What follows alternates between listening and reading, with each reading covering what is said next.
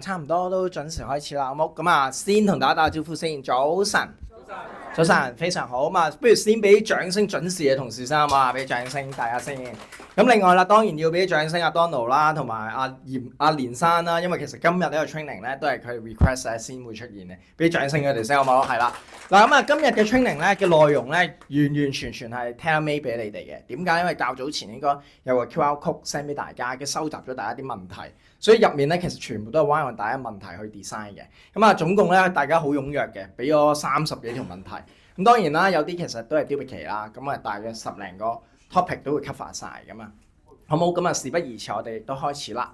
咁啊好，先認識我㗎啦，應該有好多同事都係咪？咁啊未認識嘅唔緊要，咁啊 Sam 啦，嚟自營業培訓及發展部嘅其中一位導師啦。咁有啲咩咧關於產品相關咧 send 個電郵俾我，咁啊留低電話咧，其實我都可以覆大家嘅，好冇？咁啊除咗 training 以外啦，咁啊我都會強力支援大家，因為 AL Family 咧都係我哋好友好嘅區域啊。好，咁啊嚟啦，咁啊睇一睇啲內容啦。咁啊，我見到有啲同事都會問嘅，咁啊，哇點咁多保險公司，點樣揀友邦啊？我哋投資團隊有啲咩優勢啊？同埋其中一樣嘢咧就係講話，尤其是對住一啲高端客戶，點樣去同佢演繹個年報咧？咁啊，一陣間都會同大家去講嘅。究竟年報入面即係咁多嘢，究竟嗱啲問題我唔知邊位同事，我唔記得咗邊位同事問啦，但係大約會有啲同事綜合都係問咗呢啲啦。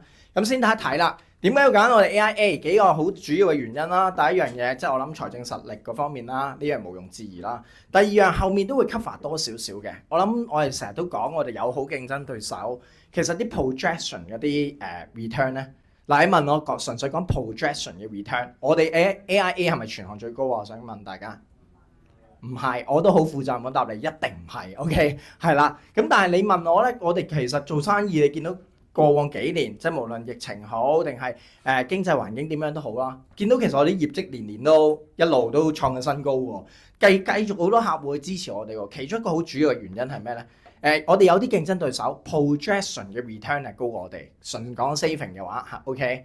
但係過往如果你睇翻一啲譬如 fulfillment ratio 啊等等嘅嘢，其實講得出做唔到，對個客嚟講咧，就冇乜意義，同埋信心都唔夠。咁呢一個樣嘢好緊要啦，一陣間會同大家講點解我哋會做得到啊嚇，即係我哋啲 projection 嘅 return 係幾多？咁其中一樣好緊要就係我哋嘅財政實力啦，係咪？咁所以會 cover 幾樣嘢。第一樣嘢喺香港，我哋有一個好大嘅優勢。嗱，我唔知大家講競爭咧，除咗我哋同其他保號之外咧，同我哋 China 嘅 AIA 算唔算係一個競爭對手啊？我哋係一家人，但係我哋亦都係競爭對手，係咪？所以我一陣間都會講少少嗱。如果你有做開國內單嘅話，究竟我哋 AIA Hong Kong 有啲咩優勢先？第一樣喺後面會 cover 嘅危疾方面，我哋有咩優勢？講儲蓄先。第一樣好簡單，我相信國內嘅分紅單有個封頂啦，係咪？幾多啊？幾多啊？2.5啊，3啦，係咪？咁香港你張 GP3有幾多啊？7係咪？如果長線去到7㗎嘛。嗱咁啊，大家有冇聽過7月1號我哋香港都有啲 IA 都有啲指引要封頂啊？有冇聽過啊？封頂幾多啊？6.5。嗱咁呢一樣嘢好小心啦。佢6.5啦。嗱我唔知大家對呢個 PAR guideline 有幾熟悉啦嚇。如果未了解嘅，今日都劇透兩句俾大家聽先。我哋講緊嘅 IA 嘅要求咧，係講緊 projection 上面要封頂6.5。實際 return 係冇限制嘅，我冇 OK 先，即係咩意思咧？你今日買張 GP3，唔會話驚7月1號打後咧，將 GP3嘅 return 壓低咗，唔會嘅。到時候好可能啊，你6月30號同7月1號都買 GP3 咁計啦，兩張 GP3嘅 return 係應該係一樣嘅，我冇 OK 先，唔使擔心。但係你齋睇你建議書咧，個 return 會唔同咗喎，因為要跟翻 IA 啊嘛，封頂6.5啊嘛，後面嗰啲 return 會低咗嘅。但係實際派發唔影響嘅，搞清楚一樣嘢先，好唔好？咁啊，到時候你話喂咁點啊？嗰啲 fulfillment ratio 咁可能會超過100咯，O 唔 OK 啊？即係你嗰度話6.5，但我派7嘅，咁咪100幾、110咯。咁我哋現行其實我哋好多嗰啲實現率都高過100㗎啦，有啲係嘛？咁我搞清楚呢樣嘢，好唔好？咁嗱，儲蓄嘅話我諗唔使講啦，即係同國內嘅比較係咪？另外一樣好緊要嘅係咩咧？有啲朋友都會講啦，危疾單都有分紅嘅喎，係咪？即係唔好講保障嗰方面。咁其實你會睇到啦，成個 AIA 集團我哋遍佈幾多個地區啊？有業務18個地區，但係我哋有4間投資管理公司嘅啫。你會見到我哋真係有 AIM Hong Kong 係其中一間啦，係咪？知唔知仲有其他邊3間？講中嘅俾啲禮物你。新加坡 OK， 俾份禮物，又先俾掌聲同事先 OK。新加坡仲有咧？泰國邊個講嘅？好係啊，俾份禮物佢先。仲有咩？印尼係冇嘅。仲有咩啊？邊個？菲律賓啱嘅，都係嗰位。好，俾掌聲同事先 OK。係啦。嗱，點解我要特別問大家啊？有邊4個投資管理公司啊？其實你要知道，18個地區嘅業務收埋啲錢啊，都係交俾呢4個地區嘅投資團隊去管理嘅啫。OK？而香港嗱 China 咁大嘅地區，佢都冇一個投資管理團隊嘅，佢收埋啲錢咧，啲分紅咧，都係交俾我哋香港去做嘅啫。OK？咁所以你諗一諗啦，我哋香港嘅優勢係咩啊？同佢同一個地區，我哋要問佢攞任何資訊啊、update 啊，各樣咧都係第一手資料嚟嘅。OK？咁啊，總共管理緊幾多錢咧？你會見到啦，2000幾億美金，我講緊個資產規模。OK？咁啊，所以俾到一個信心大家啦。咁啊，起碼要知道究竟我哋香港嘅優勢係咩啦。另外啦，咁啊，我回應翻啦，同事問啦，喂，究竟年報點樣同個客演繹咧係重要或者專業啲咧？嗱，我諗年報上面有好多數字嘅，咁啊好多專業嘅名詞，有幾個你一定要識嘅。VONB 有冇同事話到俾我聽係咩嚟啊？VONB 嗱，好啦，開始大家有啲咩啊？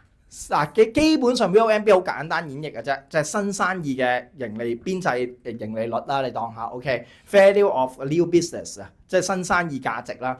VONB 越高，即係理論上我哋做嘅新生意咧嘅賺嘅錢就越多。咁啊，近幾次咧公佈咧都係一路創緊新高嘅。咁點解咁重要咧？嗱，呢一個對個客戶嚟講有咩意義咧？好關鍵一樣嘢，擔心有啲保險公司聲稱嗰啲 AMP 啊，即係做嘅保費收入啊嗰啲高咗，但係問題係咩啊？割喉式嗰啲咧，即係蝕住本去做嗰啲啊。咁嗱，如果一間公司佢而家新收嘅保費高啫，但係其實蝕住本去做嘅話，你會 foresee 到一個咩問題啊？後面會冇錢咯，可能啲 fulfillment ratio 佢咪做得唔靚咯，等等牽涉出嚟。你一間公司賺唔到錢，你驚唔驚啊？即係好似一個客揾一個 agent 要賺唔到錢，你驚唔驚啊？梗係驚啦，因為佢會點啊？隨時唔做離開呢個行業，梗係變咗孤兒單啊嘛！我梗係我都揾一個做到嘅嘢嘅 agent 啦，係嘛？嗱，同一個道理，所以呢一樣嘢就係衍生出我喺公司賺唔賺錢點解咁重要啊？對於你話喂，我而家唔係買啲股票喎，關我咩事啊？其實對佢嚟講都關事喎。我冇 OK 先，第一樣嘢 VONB， 第二個集團資本總和化覆蓋率，呢一個係咩嚟嘅咧？等於幾年前我諗好多同事都知嘅，以前好多同事講嘅叫做 solvency ratio。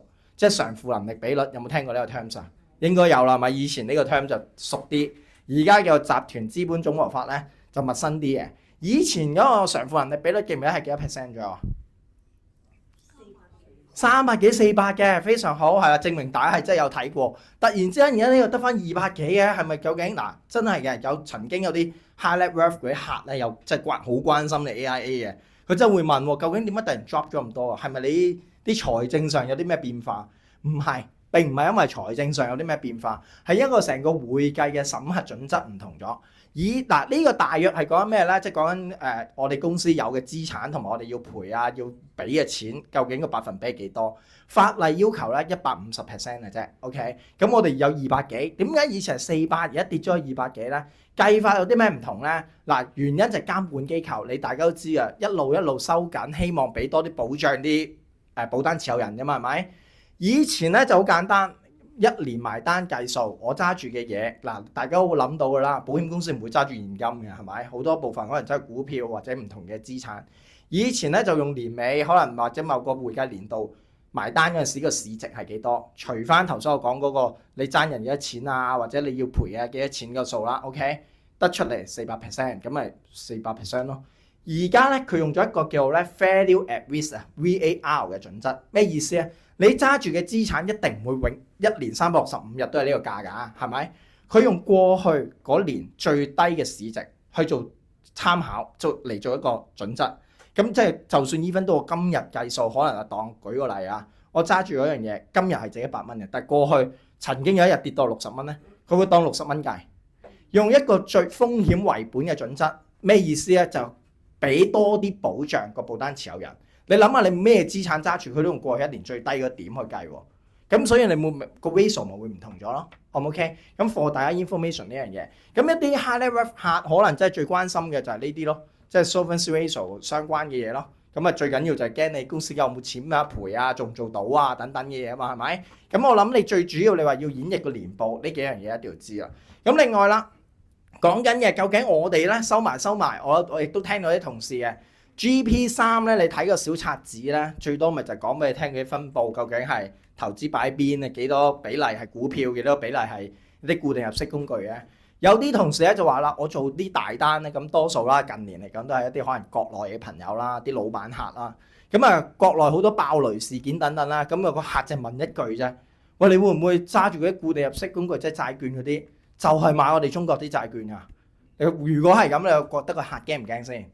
一定有啲 concern 係咪？咁但係你又話唔到俾佢聽，其實我哋啲債券係咩市場嘅喎？你通常都講句金句係咩啊？我哋會分散投資嘅，歐洲啦、日本邊度都有啲嘅，放心。跟住個客問你，咁中國嘅比例係幾多啊？嗱，你要交俾我哋專業嘅團隊去管理嘅係咪？你唔好問我呢啲問題。嗱，一陣間，所以今日真係特別為大家，我準備埋問咗 AIM Hong Kong。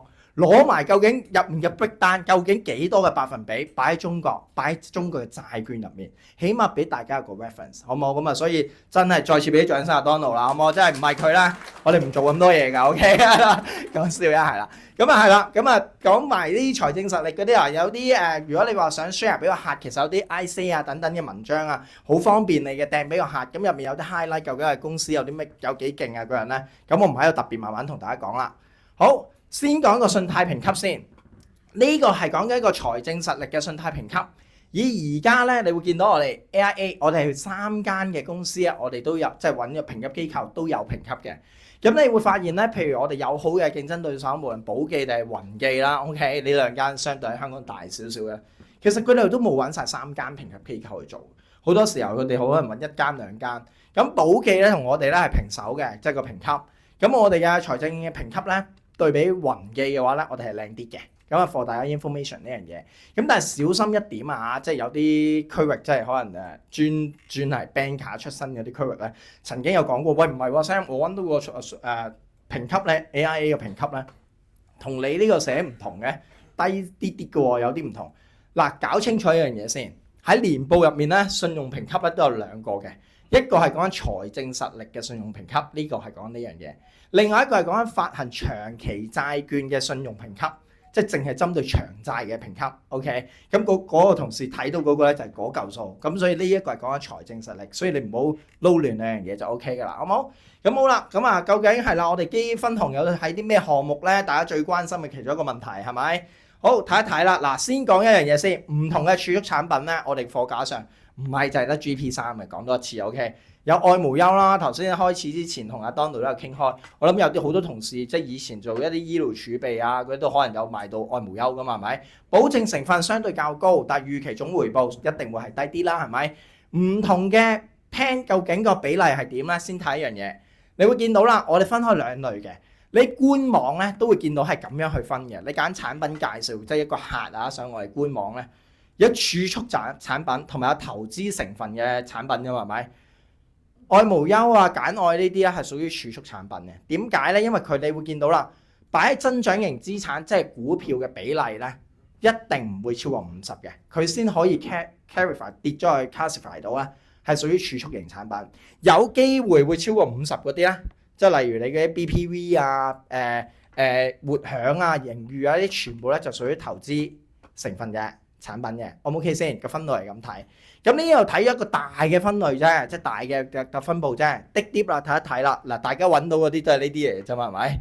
咁想睇啲唔一樣嘅嘢啦，咁啊睇啦。嗱，首先第一點，我哋成個嘅策略咧會見到啊，擺喺度。嗱，首先你會見到啦，我哋成楷嘅啦，擺喺固定入息工具嘅啦。嗱，即係頭先首先按唔同計劃嘅比例會有唔同啦。先睇一樣嘢，股票嘅話，其實你會見到我哋大部分擺喺邊度啊？擺喺美國嘅50%。即係首先呢一個係總分紅啦，搞清楚啦。我哋唔係每隻計劃會獨立去有一個投資嘅 pool 嘅。先講全部分紅，香港收翻嚟嘅業務嘅分紅有一個 pool，再按翻嗰個獨立計劃嘅比例咧，再去分發嘅。O 唔 OK 先？成個分紅保單入面所有分紅，如果擺股票嘅類別嘅，你會見到美國係佔最多50%。如果擺債券咁計啦，我哋債券都仲有分噶嘛，政府債同埋公司債噶嘛，係咪？政府債嗰啲咧，你會見到大部分都係啲 AAA，即係最高評級噶啦。最擔心都係講緊公司債啦，係咪？有時講緊嗰啲國內老闆嗰啲，其實會見到係咩咧？我哋債券如果擺公司債而有係國內背景嘅咧，幾多個 percent 啊？3%，OK，即係我哋全部分紅業務，我哋都唔係擺債券先啦，第一樣係咪？跟住債券我哋仲要分開，又有公司債有國家債啊嘛，係咪？公司債入面其實如果淨係講中國內地，仲要係佔所有公司債嘅，只不過係3%，即係咩意思咧？舉個例，全個中國嘅所有公司都違約，都唔還錢咁計啦 ，OK， 好極端啦，係嘛？係咪？好差噶啦！對於我哋分紅業務嘅影響，一定 less than 3%。明唔明白 ？OK， 所以可以俾到個信心我哋嘅一啲，譬如如果國內嘅老總啊嗰啲咧，即係話哇，如果買呢啲又係買翻國內公司債，不如我自己買，咁你可以話俾佢聽啦。我哋並唔係咁做嘅，好冇？嗱，當然呢一個 as of 幾時啦，你會見到有個日子嘅，上年年底啦，咁每日都有機會變啦。但係當然 AIM Hong Kong 都話咗俾我聽，其實佢好少會變個比例嘅 ，OK， 即係唔會有啲好大嘅出入。咁呢套 PowerPoint 放心，我稍後會 send 俾阿 Donald share 俾大家。咁啊，記住一樣嘢嗱 ，internal use only 啊嚇，你唔好走去當作銷工具啊，俾你一個參考啊，即係唔係俾你去 sell 客啊嚇 ，OK， 搞清楚呢樣嘢先係啦，一定要戴翻個頭盔，好冇？咁啊，見到呢樣啦 ，OK， 咁好啦，咁啊成日都講啦，呢度又要考下大家啦，分紅實現率同總現金價值比率，成日老生常談啦，講啊呢兩個 terms 都聽得多啊，有冇同事可以話到俾我聽，分別係咩嚟嘅？分別簡介啊，嗱，我又送份禮物俾你。分紅實現率同總現金價值比率，嗱，兩個樣嘢啦，係咪？點解我今日特別要同大家講咧？因為4月係一個好特別嘅日子，我哋將會公布我哋嘅最新鮮一年，即係上年嘅分紅實現率㗎啦。如果你掌握唔到分紅實現率同總現金價值比率係有啲咩分別咧？4月我哋擺得上官網，可能你5月啊或者個人咧有客就會問你，你答唔到啊，答得唔靚咧就唔理想㗎啦，好冇？有冇同事可以話俾我聽有咩分別？好，分紅實現率就係講分紅啦。咁總現金價值比率，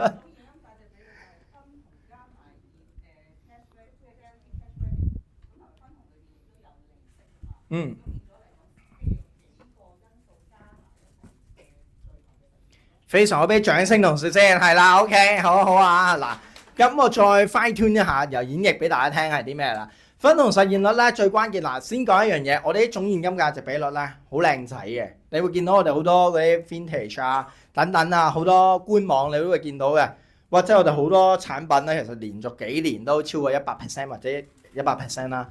咁究竟總現金價值比率我聽過，分紅實現率又聽過，究竟有啲咩分別咧？首先講一樣嘢啦，仲有同時有另外一個好有效嘅一個問題。保單日薪啊，其實3月1號會唔會按比例計分紅啊？一次就答埋俾大家。先搞清楚一樣嘢，分紅實現率係咩嚟先？分紅實現率係監管機構 IA 要求我哋所有保險公司都要公佈嘅。O 唔 OK 先？總現金價值比率咧唔係法定要求嚟嘅 ，AIA 係全香港第一間自願公佈嘅。OK， 當然而家好多競爭對手都有做參考啦。OK， 咁個兩者嘅最大分別係咩咧？分紅實現率淨係計非保證嘅部分 ，O 唔 OK？ 嗱，聽清楚，淨係計非保證嘅部分。咁啊，總現金價值比率就兩樣都計晒。對於我哋嘅客人或者對於我哋啲產品嘅演繹有啲咩關鍵咧？第一樣嘢唔好講同對手先，就係同講自己公司。分紅實現率理論上對於一啲保證成分較高嘅產品係唔公平嘅。聽完呢句有啲咩感覺啊？先講一個例子俾大家聽。頭先我哋有講過愛無憂同 GP。嗱，我當個保證非保證嘅比例我亂咁噏啦嚇。我當啊嚇，愛無憂嘅世界50蚊係保證，50蚊係非保證，我冇 OK 先。咁佢一定係高過 GP 啊。GP 可能係20蚊係保證，80蚊係非保證，清晰係咪？我當大家都做到90%個分紅實現率，愛無憂真係攞得翻幾錢啊？嗱，50係保證，50非保證，非保證做90%，即係45啦。咁即係對個客嚟講，佢攞到95蚊，啱唔啱先？係咪？喺 GP 嘅世界，20係保證，80係非保證，佢又係做90%。咁非保證972即係72蚊啦，加埋嗰20蚊保證，即係幾多啊？92啦，係咪？兩者如果假設一個客買晒兩個計劃，對佢嚟講，其實一個得92，一個有95喎。但係你話俾我聽，兩個分紅實現率係幾多啊？都係90，都係一樣。對個客嘅感覺係咪一樣先？唔一樣。嗱，如果總現金價值比率就會係點呢？非保證同保證嗰嚿數，其實因為好淺白，個客我唔理你嗰啲比例點啦，最關鍵就係你話俾我聽應該有100蚊，你今日俾翻幾多我，啱唔啱啊？係咪？所以總現金價值比率好直白，愛無憂係幾多啊？95咯。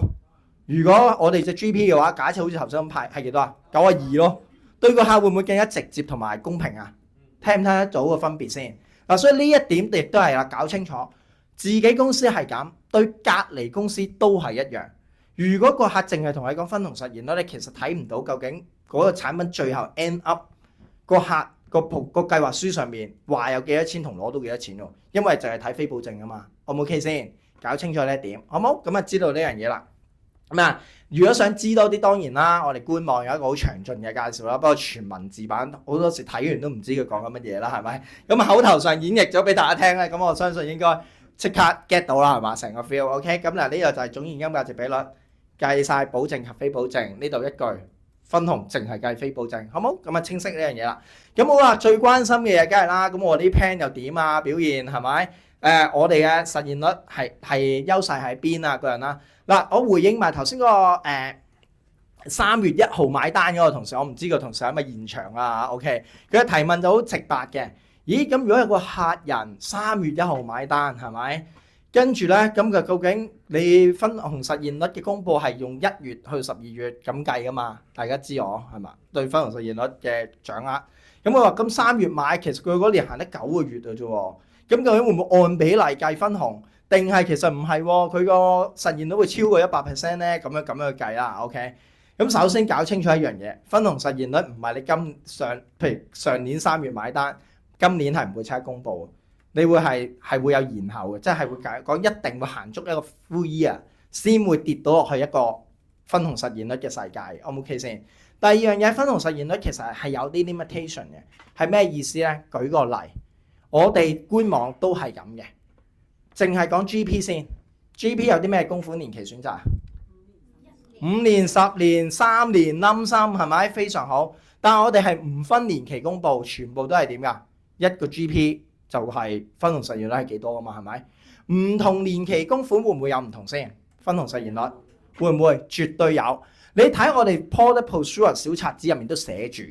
咁啊，亦都回應埋有個同事一個提問喎，個客想等繳 GP 點樣說服佢5年啊去買啦 ？OK，咁我見到好多同事好多提問，係啦，咁其中一個就係講緊，如果你無論佢買咩貨幣都好，如果佢買外幣更加理想啦，因為你牽涉到 currency exchange rate 啦，今日個價係咪抵唔知，最好係點啊？分段買就係最穩陣嘅啦，係咪？咁你好容易講啊！你話喂唔係喎，Sam 佢本身就揸住美金會買美金版，咁冇分段呢樣嘢，或者係佢本身揸人民幣買人民幣版係咪？咁又要關鍵啦，你睇住個小冊子入面都會寫住，等繳式嘅單個波動性會比3年、5年、10年會高，好簡單嘅啫。因為我收咗啲錢翻嚟，即刻幫你攞去投資。今日呢一個入市點究竟係咪靚呢？我唔敢答你，會唔會低啲，會唔會高啲，冇人知。但係如果分5年去買嘅話呢，其實我哋會點啊？分5年去入市，理論上今日係高同低都唔係最關鍵，最關鍵我哋係會拉咗一個平均數去行。所以對於個分紅啊，或者對於成個投資表現應該會點啊？相對穩定啲咯。O 唔 OK 啊？小冊子都係咁寫。所以如果你個客好擔心啊，講真啦，買得儲蓄單嘅人，應該唔係超級進取嘅，因為好進取嘅直接自己買股票啦，係咪？所以好容易你可以說服到佢，喂，其實揸住啲錢先，而家個銀行定期嘅息都唔錯，等繳咗嘅話，你咪一次過咁個波動咪會大啲咯。咁不如分5年啊，可以用我嘅 prepay 啊等等等等嘅優惠去行咯。O 唔 OK？咁啊一次回應埋呢樣嘢啦。咁啊講翻頭先個3月1號嗰個，所以唔存在嗰個按比例分紅嗰件事嘅，因為點都會行晒1年。下一年先會再公佈翻佢上一年嘅分紅實現率，所以一定係 full year 嘅，好冇？咁啊知道呢樣嘢啦。好，咁我哋 AIA 講緊分紅實現率嗰方面有啲咩優勢？有同事問，咁好緊要一樣嘢啦。我哋成個分紅保單業務咧，精算喺好多場合都有講嘅。我哋行之有效咧，就靠一樣嘢嘅啫，叫緩和機制 （smoothing scheme）。咁係咪我哋 AIA 獨有啊？覺得當然唔係啦，我大家好清醒啊，係啦嗱。唔同保號咧都有嘅緩和機制，即係講白啲咩咧？投資好嘅時間唔會派晒啲錢俾你，係咪？喺唔好嘅時間我哋又可以頂翻住，係咪？咁成件事要行之有效咧，即係令到我哋分紅可以穩定咧，靠一樣嘢啫，叫自由盈餘。即係講白啲，喂，生意好嘅時候就我當大家開餐廳咁計啊，生意好嘅時候啲伙計啊鋪租梗係冇問題啦。喂，唔好蝕錢嘅時候咁點啊？都要交租都要出糧噶嘛，係咪？咁個關鍵就嚟啦。睇老細個底有幾厚咯，係咪？咁呢個自由盈餘就係我哋嘅，即係個底有幾厚啦。咁所以呢個就好緊要啦。知唔知我哋自由盈餘有幾多啊？知唔知啊？好多，我聽到一個答案答，係咪？非常好，我中意咁有信心嘅答案。總之就係好多啦，多到我唔知幾多啦。OK， 好，咁啊嚟啦，睇一睇啦。嗱，如果你會講，我講俾大家聽啦。假設上即係前年年底嘅時候咧，163億美金。163億，嗱，呢係舊嘅數字，一陣間有個新啲嘅數字話俾大家聽。163億美金，我哋友好競爭對手 P 嘅，你覺得幾多啊？嗱，俾你 reference 咗啊，我哋163。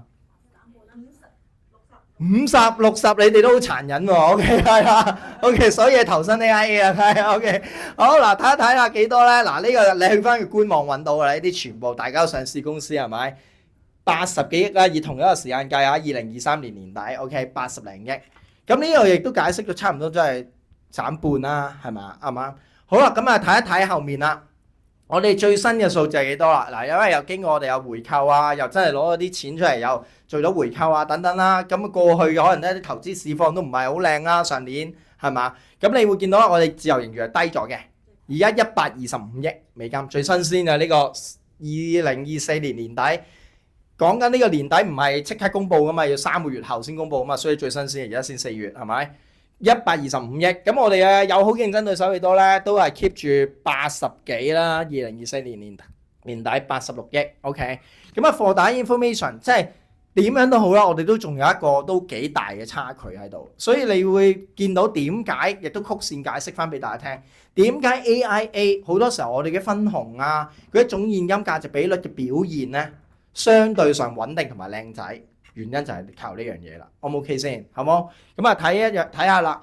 嗱，有啲朋友咧就話俾我聽，話喂唔係喎 Sam，友好競爭對手咁樣攻擊我哋啊，知唔知係咩啊？我哋將充裕未來即係講緊佢話啊，你 GP 咁新都未有嘅啲實現率㗎啦。嗱，今年會有㗎啦，公佈㗎啦。OK，咁好啦，咁佢哋就攻擊我哋咩咧？嗱，即係而家將盈餘咪即係以前嘅充裕未來係咪？喂，你睇下 AIA 嗰啲復歸紅利做成點，都係80零啫嘛，係嘛？見唔見到啊？80零，咁點拆咧？咁啊個同事真係就 send 咗電郵俾我打俾佢，咁我就同佢講啦，我話你應該真係好唔熟悉我啲儲蓄 plan 啦。點解咧？因為咧好關鍵一樣嘢啫。我哋個 plan 咧其實講白啲啊，真係你哋如果睇個 proposal 日睇夜睇嗰啲朋友咧係唔會有呢個問題嘅。點解？復歸紅利佔嚿數幾多啫？好細嘅啫嘛，係嘛？最大嘅數係邊嚿啊？中期分紅，阿大哥你睇我哋同一個年度中期分紅派幾多？派咗113喎，同一年啊嘛，係咪？我哋用同一個時間度啊。個客 overall 攞嘅錢嗱，即係都係嗰句啊。個客唔理你嗰啲咩復歸紅利啊，定保證現金價值定中期分紅，佢唔理咁多噶嘛。最關鍵係咩啊？你話俾我聽，最後嗰個退保價值係幾多？而家今日係幾多嘅啫？我哋原來係派緊102幾喎。咁有咩 objection 好講啊，大佬啱唔啱啊？即係其實如果有陣時點呢個想帶出啲咩咧？個客可能有唔同保號嘅人 approach 佢，佢聽到其他保號嘅人就講啲嘢，佢真係唔識噶嘛，你要記住個客唔識啊。OK， 佢問翻你咧，唔該你都唔好唔識就得噶啦。OK， 你應該識得帶翻佢，話係啊，咁好嘅嗰個朋友咁真誠嘅，嗌你睇分紅實現率係咪？咁你睇完我哋，唔該你睇埋佢哋個分紅實現率係幾多喎？係咪？然後你而家可以好專業咁，今日聽完，你應該識得同佢講咩啊？唔好淨係睇分紅實現率，我哋睇埋個咩啊？總現金價值比率，俾到你一個更大嘅信心，係咪？咁我哋一齊睇一睇我哋啲總現金價值比率點咯。同一個計劃充裕未來啦，係咪？頭先2016年嗰個年度啊嘛，係咪？見唔見到總現金價值比率幾多啊？101，即係咩意思啊？即係頭先啊，我哋見到話咩復歸紅利80幾，跟住中期分紅11幾。overall 原來其實我係俾突咗個客添喎，101%，O 唔 OK 啊？咁你當然啦，你唔好用1年去睇啊！喂，大佬，我哋公平啲啊，睇耐啲啊，我話睇埋隻充裕未來2啊 ，OK， 1代2代都睇晒啊。104呢邊105、106呢邊就點啊？102最低嗰年97 ，O 唔 OK 啊？90幾100嘅喎，對個客嚟講收唔收貨先？應該收貨係咪？嗱，有好競爭對手嘅表現又點咧？唔該你睇一睇啦，自己 OK 都好理想嘅，由呢個70幾、80幾，最高嗰個就係94，最高嗰個都唔夠係最低嗰個。所以我成日都講，你睇完呢啲咧，總現金價值比率呢啲咧，再同翻個客講咧，其實個 projection 嗰份計劃書高我哋嗰0點幾個 percent，有咩意思啫？講得出要做得到先得噶嘛，O 唔 OK 啊？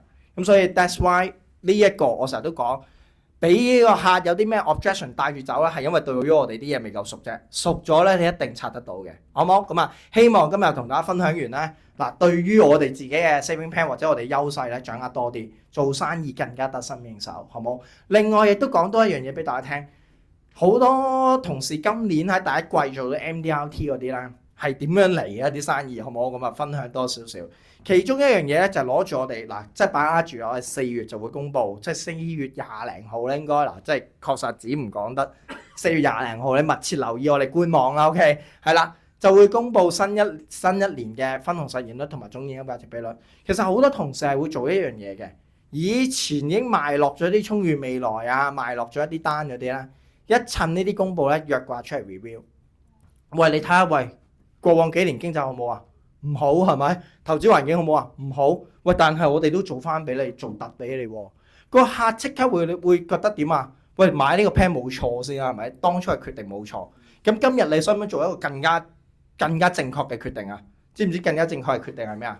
再買張 GP3 咯 ，OK， 係啦。最緊要佢有錢喺手啫，係咪？佢冇錢喺手冇得講啊。但係有錢喺手好難拒絕你喎，啱唔啱啊？起碼喂，而家有啲 customer offer 嗰樣嘢，咁希望大家掌握咗呢樣嘢，你約客出嚟演繹個分紅實現率、總現金價值比率，演繹得專業同埋解釋得通嘅時候，再加單咪容易咯，好冇 ？OK， for 大家啲 information 呢樣嘢啦。好，咁啊再睇啦。咁啊呢一個咧係我哋同事自己買單嘅一個 sample， 咁啊俾大家做一個 reference 啦。咁啊即係2016年，佢應該係16年買咗張BP 嘅，係啦 BP 啦，你會見到咁啊當時咧嘅嗱2016年10月23號，呢個係當日嘅 contract 入面有計劃書啦 ，OK。去到第6年，應該6年之後到期，應該係89,091美金 ，OK。2022年10月23號收到個保單週年結算通知書 ，OK， 咁啊睇翻啦，個數總值係幾多啊？91046 ，OK， 所以個客同事咧入咗職之後，會覺得真係好正，即係除咗要買我哋啲 plan 之外咧，仲要加入埋我哋 ，OK， 係啦，所以佢自己就可以俾到大家睇啦，大約個總現金價值比率就係102%咯。OK， 咁啊呢啲咧我都問咗佢，可以 share 俾大家。如果你話當然啦，你有自己啲客嘅更加理想啦。冇嘅，你可以你見到 data mark 曬㗎啦，抹曬啲名嗰啲，可以俾你 as 一個 reference 俾你啲客啦。因為知道有啲同事入職時間未必咁長㗎嘛，係咪？未必下下都有啲咁長年資，或者你未必有 keep 呢啲記錄啦，好冇？咁啊知道呢樣嘢啦。咁當然公司亦都有啲助銷工具咧，即係話到俾大家聽過往嘅記錄係點嘅，每年係幾多啊個人啦。咁你可以上翻我哋 Agency Corner 都揾到㗎啦。咁好啦，咁有個同事問啦，喂，但係問題係咁喎，公司又成日話賺錢，年即係近年啦，每季公佈啲業績都好靚喎，但係股價表現點啊？有啲強差人意係咪？咁究竟係咪 AI 有啲咩問題啊？嗱，我唔知邊個同事問啦嚇。OK， 先問下大家一個問題先，嗱，即係隨意問下先。嗱，如果今日有一個選美啊，即係我唔知大家即係如果係選美嘅活動 ，OK。要你估邊個係冠軍，你會點估啊？男同事會點估啊？你會點估啊？你會憑咩準則啊？靚，即係你覺得最靚嗰個係嘛？係咪？我要俾掌聲男同事先。OK， 呢個係一半男同事嘅答案嚟嘅，係啦。嗱，我咧喺英國咧真係嘅讀我自己主修咧 finance 嘅 master degree 嗰陣 ，OK， 上堂第一堂即係一上堂第一次見 professor， 佢就問我哋一樣嘢，就係講呢樣嘢啊。如果今日有一個選美，你要揀一個冠軍，你會用咩準則？大部分男同學都係咁樣答㗎，梗係揀個個靚嗰個啦，係咪？跟住阿 Sir 就講啊，咁呢個咧唔係投資，點解咧？投資嘅世界係應該點㗎？應該你要揀咩啊？最多人覺得靚嗰個嗱，因為你口味可以好獨特㗎嘛，啱唔啱啊？係咪先？你覺得靚未必代表最多人覺得靚，認唔認同嗰兩個 concept 先？投資嘅世界就係咁啦。你覺得好唔好唔重要，最緊要係咩啊？多人覺得好。但係呢個就其實講白啲牽涉一樣嘢，供求關係。現階段我哋公司你要問我咧，的而且確好有價值嘅喎，個 value 好高喎，一路賺緊錢，哇，好似識生金蛋嘅雞嚟嘅喎。但係問題可能好多一啲政治因素啊等等啦，有啲外資要沽貨啊等等嘅嘢啦。現行上嘅供求關係，股價只不過反映一樣嘢，就係供求關係。有人沽貨接貨嘅人少，咪個股價咪會有機會跌咯。如果要解釋俾個客人聽，咁啊喂，咁但係股價跌係咪即係你唔掂啊？咁最緊要一樣嘢啦，我哋公司咪成日都做回購嘅，即係我哋公司都會覺得而家價值係應該比我哋實際價值係可能低咗，我哋寧願話我哋咁筍，我哋不如自己買翻股票啦。咁呢一樣嘢已經係一個支持。咁如果個客人都會覺得唔舒服嘅，唔緊要，公道啲，唔好就係睇 AIA 嘅股票，睇埋其他我哋啲友好競爭對手先，好唔好？係啦，公道啲啊嘛 ，OK。嗱，公司而家大約52蚊咗啦，係咪？股價市值幾多咧？5000幾億。OK， 你睇下寶記同埋雲記兩個嘅市值係幾多？一個2000零億，一個大約3000零億。淨係單計個市值，講緊係咩咧？我哋差唔多係等於佢兩間加埋。對個客嚟講，如果你擔心啊，哇個股價都會好擔心，會唔會影響到你財務狀況啊等等咧？咁你更加要揀 AIA 啦。因為我哋一間等於人兩間，合埋睇都唔夠我哋大咁滯啦，係咪？咁所以呢一樣嘢都可以反映翻。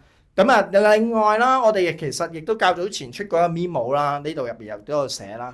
股價係同我哋啲分紅保單業務係冇關係嘅，O 唔 OK 先？因為好關鍵，頭先大家都睇到啦，我係收埋啲錢，我哋唔係買自己股票啊嘛，大哥係咪？我哋係環球可能買唔同嘅市場啦，譬如美國啊，周圍嘅股票啦、物業啦等等啦，同埋有啲債券啦，然後再賺咗嘅錢再分紅噶嘛，O 唔 OK 先？同我哋股價冇乜關係嘅，所以呢樣嘢亦都唔使擔心嘅。即係個客如果對於我哋嘅股價好有 concern嘅，咁唔緊要，你唔好做我股東，做我哋嘅顧客得㗎啦，啱唔啱啊？好唔好？搞清楚呢樣嘢。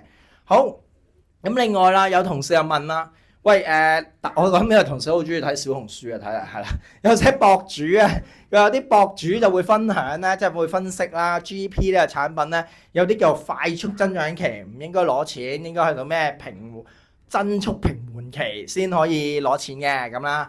咁有冇啲數據啊？咁啊 GP 如果實現率唔係100%，客人已經攞，應該點樣攞先唔會影響持續提取啊？嗱，呢個問題咧，其實係好非常之有效嘅。咁先講清楚一樣嘢，本身小冊子入面節錄咧都講咗嘅。咁啊 GP 本身係一個產品定位，唔係你短線，唔係諗住10年8年要攞錢㗎啦，係咪？啱唔啱先？大家都認同呢一點㗎嘛，係咪？應該係一個中長線嘅產品嚟啦。搞清楚第一點啊，小冊子入面都節錄住寫住嘅。咁亦都 for 大家 information， 我亦都回應翻 Y-on 即係嗰個增速期啊等等嘅嘢啦，俾大家睇一睇。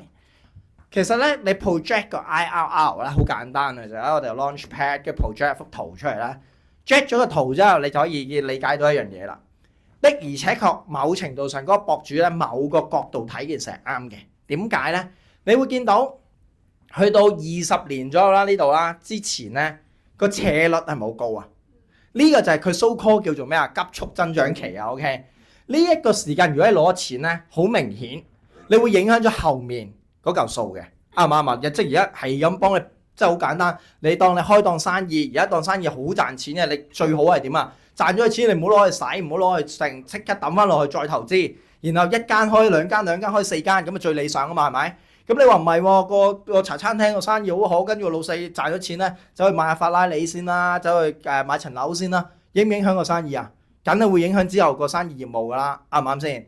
所以理論上嚟講，你喺20年之前，如果攞咗錢咧，的而且確成個 GP3 後面對於成個滾存咧係有一個好大嘅影響嘅。理論上，如果用嗰個博主嘅説法嚟講咧，最好咧會見到即係起碼都20年打後啦，30年係最理想嘅，因為叫30年之後個斜率點啊？好平和嘅係嘛？開始 fat 嘅，開始拉平嘅。呢個時間攞錢與唔攞錢咧，即係剩低嗰啲錢都增速理論上都係差唔多嘅啫。O 唔 OK 先？嗱，呢一個係解釋翻俾你聽個博主嘅説法，咁啊理解咗呢件事先。咁啊的而且確 GP 嘅定位係咁噶嘛，係應該係長線滾存，即係傳承等等啦。你話唔係話 Sam， 我個客真係好想攞錢喎，攞咗錢又真係原來會有呢個影響㗎。咁咧真係要解釋埋俾你聽點解會有呢個影響啦。咁啊，較早前我仲記得我嚟過咧，都有同大家分享過一樣嘢嘅。我哋嗰啲咁嘅復歸紅利啊、中期分紅咧，其實未去到指定保單年期會有個 discount 噶嘛，GP3係咪？30年啊嘛，個指定保單年期。咁點樣演繹出嚟？你會見到啦，身故賠償個數你會見到擺喺同退保發還金額、中期分紅啊、復歸紅利係咪有唔同啊？嗱，呢個時候你 term 張單嘅話，咁個 return 就會低啲啦，因為會打 discount。O 唔 OK 先？見到係咪？30年或者打後咧就冇咗呢件事嘅，係咪？啱唔啱？你見到100%嘅，咁亦都話埋俾大家聽。我見到有個同事嘅留言咧，即係個問題係咩咧？喂，個比例咧，我計過個 ratio 係幾多，咁係咪有冇一條 formula 去計出嚟咧？係冇嘅。我特此咧為咗呢樣嘢咧問個精算嘅，精算係話冇一個 formula 嘅，千祈唔好諗住你自己計完之後咧就係嗰條就係嗰個 ratio，唔係嘅。O 唔 OK 先？搞清楚一件事。總之，如果你話啊有啲同事會擔心㗎啦，喂唔死啦，我賣單嗰陣可能 GP 咁計啊，我 project 咗出嚟第10年之後11年開始攞錢，咁都攞唔攞到㗎？原來要打 discount。嗱，你 project 出嚟嗰份計劃書個現金提取舉例咧，係已經計算埋呢個 discount 嘅啦，好冇？即係如果你 discount 咗之後，假設我哋啲實現都係100%咧，你放心，你計劃書話做到咧，佢就做到嘅，好冇？咁啊知道呢樣嘢，唔使擔心，唔使再打 discount 啊，嗰樣嘢冇噶啦。你攞嗰度佢已經預咗咧係 discount 咗個數嚟噶啦，好冇？咁如果真係要攞錢嘅話咧，咁啊真係要強烈建議咧，大家咧要掌握下我哋嗰隻產品啊，活享啊。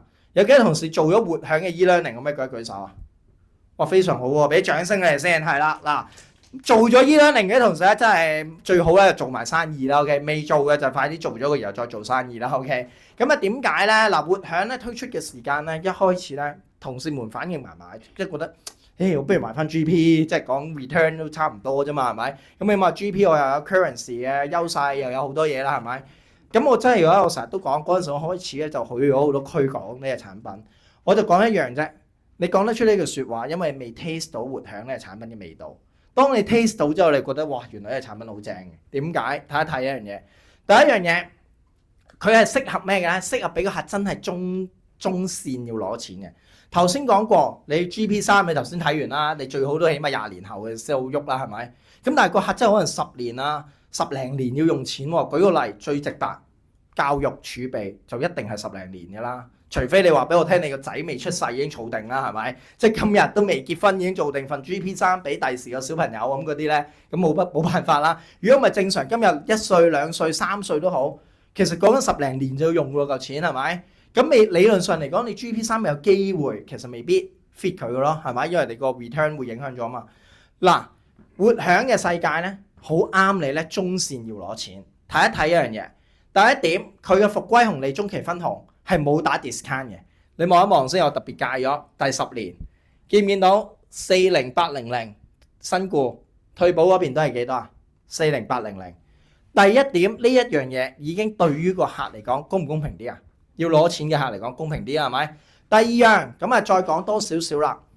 有啲同事就會問㗎啦，咦阿 Sam 啊，但係我睇過喎個 proposal， 即係其實滾存大家都5年供款咁計啦，係咪？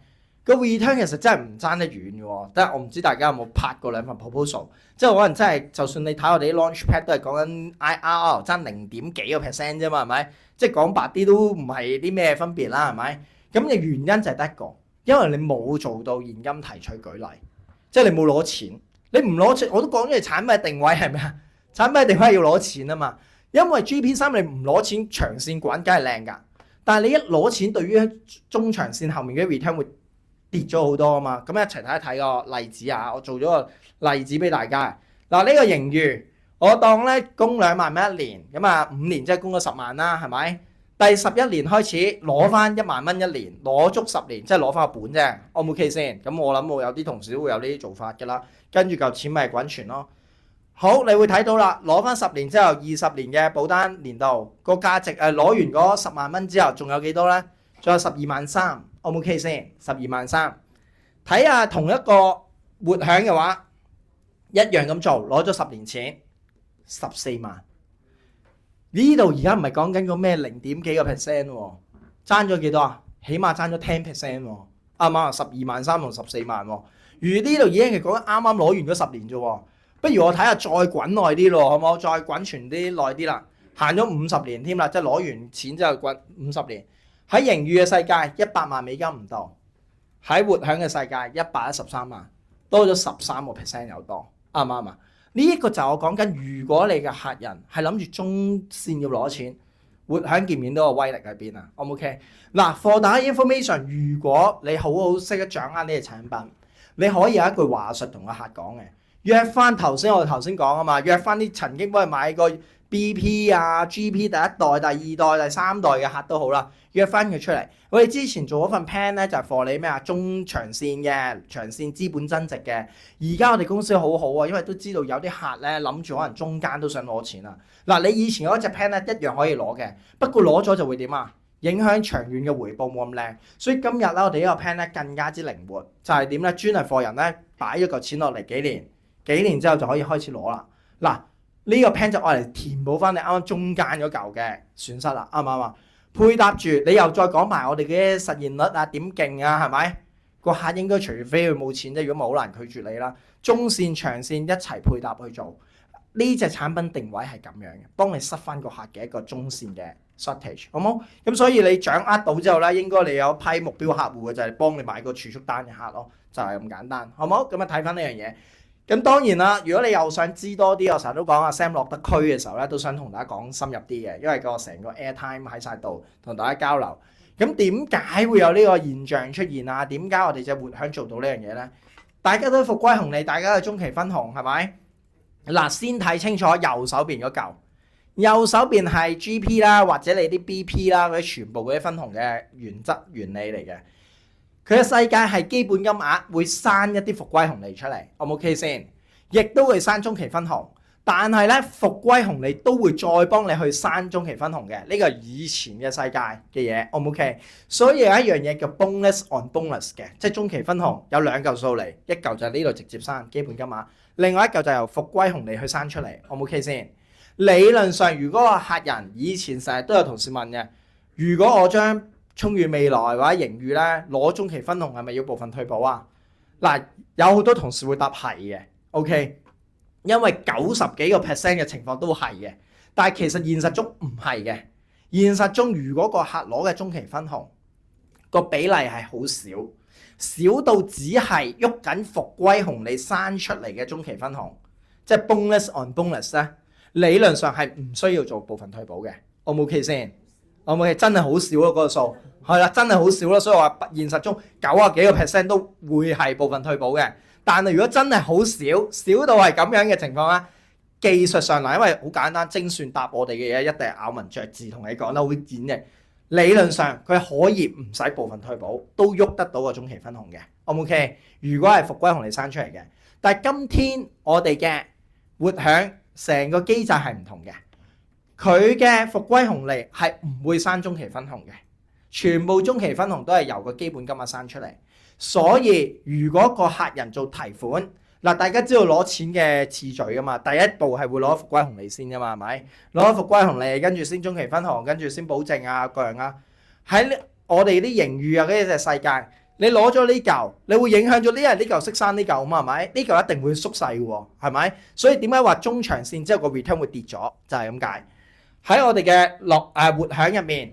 因為個復歸紅利係唔會識得生中期分紅嘅，所以技術上嚟講佢界開咗，佢對後面嗰嚿數嘅影響就會細咗。所以點解佢攞錢，亦都唔使打 discount， 亦都冇咗頭先嗰啲咁嘅煩惱咧，就係咁嘅原因啦，好冇？咁另外咧，亦都回應多少少啦，就係有同事會問啦。上次咧頭先我咪俾大家睇咗嘅，我哋啲充裕未來咧，咪復歸紅利係80幾個%，中期分紅我哋俾110幾嘅。咁有同事就問一個好有效嘅問題嘅。點解你唔喺嗰110幾嗰度？你唔好俾110幾，俾100呢邊又俾翻多少少，咁咪兩條數咁樣燉勻咪靚仔咯，唔使我解釋啊嘛。OK， 有冇同事有咁嘅同感啊？點解佢會咁樣分紅？即係頭先你話復歸紅利係會令到中期紅利大㗎嘛？咁呢度派少咗個復歸，呢個中期會派多咗咧？咁間屋即係 KM Hong Kong 背後個利益係嘛 ？OK， 非常好。大家會唔會都有頭先我講嗰個諗法先？係咪？有，咁亦都要解釋多少少啦。OK， 原因咧係因為咧本身咧買落去嘅資產係唔同嘅。復歸紅利咧，我哋係相對 M 係短線啲嘅，因為本身係可以預咗個客攞錢出嚟，而唔使做到部分退保噶嘛，係咪？所以嗰個錢理論上我哋要 maintain 住某一定程度嘅穩定性，理論上係咪咁先？啱唔啱啊？而中期分紅好明顯，理論上我哋唔會諗住個客今日買完，短時間就會做部分退保或者退保噶嘛，啱唔啱啊？所以擺落去嘅資產會係一啲長線啲嘅。O 唔 OK？舉個例，大家都知我哋嘅分紅保單又會有啲即係私募投資啊等等唔同嘅 project 啦，嗰啲俾到嘅 return 我哋係靚嘅，但係最少嘅投資年期講緊係要5年或者10年。OK？咁所以中期分紅就會擺喺嗰嚿嘢度啦。O 唔 OK？咁佢每年會派錢俾我哋嘅，當然，但係佢唔完嗰個投資期係唔可以攞走嘅，對於我哋嚟講。咁如果復歸紅利嗰啲資金咧，我哋唔敢擺嗰啲嘢度嘅。咁所以點解我哋成個 pool 睇起嚟的而且確擺一啲短線嘅，有啲咩短線啊？最明顯就係股票啦，係嘛？咁呢一啲過去嘅投資表現真係唔靚啊嘛。OK，所以點解嗰嚿數我哋嘅實現率咪可能真係得80幾咯？咁但係 overall 嚟講，因為我哋有啲錢都係擺喺啲長線啲，而長線嗰啲相對嘅表現係穩定喎，又亦都俾到個 return 我哋咪嗰度派翻大嚿啲咯。解釋翻俾大家聽點解啊？因為本身投資個 pool 係唔同。OK， 咁啊 for 大家 information 呢樣嘢啦。好，咁啊當然啦，咁啊呢一個就係當係一個 example 啦，係。調翻轉嚟之前嗰個圖，咁即係調翻轉喺活享嘅世界，復歸紅利派嘅錢嗰個策略同盈餘嘅策略係唔一樣，即係頭先講話短線嘅嘢，因為佢中期分紅嗰嚿錢係即係唔會兩個有關係嘅。係嗱，應該咁講嘅。你可以咁樣理解嘅嗱，其實投資個 pool 係一樣嘅，先搞清楚。只不過投資咗出嚟嘅錢咧，佢唔會再擺落去再做一個 investment 按我哋中期分紅嗰嚿啫。OK， 但係個投資個 pool 咧係一致嘅。我哋都有問到會唔會擺嘅資產啊，個人唔同咧，其實唔會嘅，都係嗰啲嘢嚟嘅。只不過投資完咗啦，佢唔會幫你擺落去個中期分紅嗰個 pool 嗰個投資度。嗰嚿嘢界開咗，咁原因就係咩咧？想將個關聯性咧界斷佢，界斷咗嘅好處咧就係嚿數有啲咩變動，對個客嚟講個 cash 攞錢嘅變動會細啲咯，因為個產品嘅 design 本身係咁。OK， 咁啊多謝你嘅提問，啱啱問到活享咧，咁亦都分享多少少啦。嗱，活享咧有個特性添嘅，做咗 e-learning 嘅同事又好，未做都好啦，喺度話埋俾大家聽，佢係冇大額折扣優惠嘅，大家知唔知啊？我哋啲 plan 咧，有啲 plan 係咩啊？買到某個額個 return 會靚少少咁樣噶嘛，係咪？如果有保障嗰啲就係個保費率會低少少咁噶嘛，係咪？所以有啲好聰明嘅同事咧，或者係會跌到睇到咁跌咧。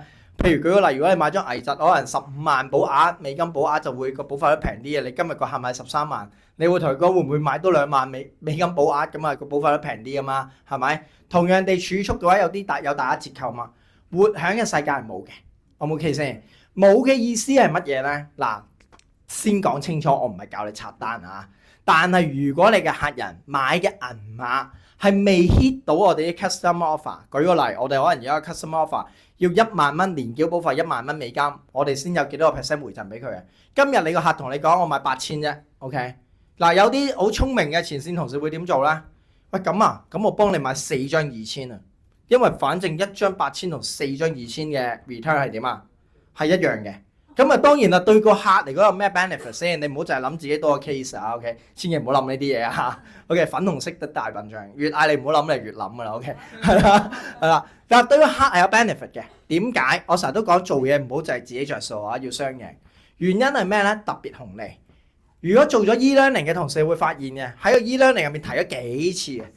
特別紅利一旦有提款啦、行嗰啲咩價值保障選項啦、嗰啲等等咧，就會點啊？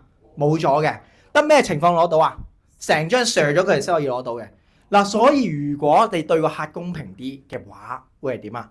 我拆開咗4張噶嘛，我喺唔同時間我就逐張 term， 我就每一張嘅特別紅利我都會攞得到。但係如果你一張過去到某個保單年度，你同個客講話，喂，我幫你攞1/4錢出嚟啦。咁就唔好意思啦，特別紅利就冇咗啦。我冇 OK 先嗱，個同事有咩演繹俾個客聽啊？最緊要係同個客講清楚晒，個客會覺得點啊？哇！咁但係做4個 app 會唔會好麻煩你啊？咁跟住你知唔知個同事嘅金句係咩啊？唔緊要，最緊要對你好嘅啫。OK， 啲文件交俾我得㗎啦。OK， 一路簽嗰陣時，個客個心情又點啊？又開心係咪？個同事又歡悅係咪？嗱，呢件事就係啦，你掌握晒啦，搞清楚，你成件事。對個客又公平，對個客亦都係理想，係咪？對你亦都靈活啦，係咪？所以我成日都講一隻產品真係要睇得好 deep 嘅。你唔好就咁啦，我知大家嘅 e-learning 係點做㗎 ，OK 就撳咗 pay 之後行開咗嗰啲啊，講笑啫 OK，OK 就係。拆開4張單咧，如果佢逐次攞錢咧，就好快已經係唔可以，即係同一張單個有啲唔同，因為佢攞錢嘅時候，如果你掂到最低嘅保額咧，就一次過上。OK 掂到嗱，首先第一樣嘢，佢本身就諗住一次過上嘅張單，因為你唔一次過上，你會冇咗個特別紅利。聽唔聽到我頭先講嘅樣嘢先？本身你唔係成張上，你就會冇咗個特別紅利，所以的而且確佢就係 for 成張上㗎。OK。concept 係要話俾個客聽係要成張上嘅，就唔係逐啲攞錢。係啦，冇錯，當然係啦，個 concept 就係咁啦，就係一定係成張上，因為如果你唔係成張上咧，even 都又唔理你攞1成又好，攞5% 又好，都會冇咗個特別紅利嘅。當然你可以咁講，特別紅利嚿數唔係好大啫，佔你個總現金退保價值可能2% 咗。咁但係對個客嚟講多2%，點解唔 why not 多2% 啫？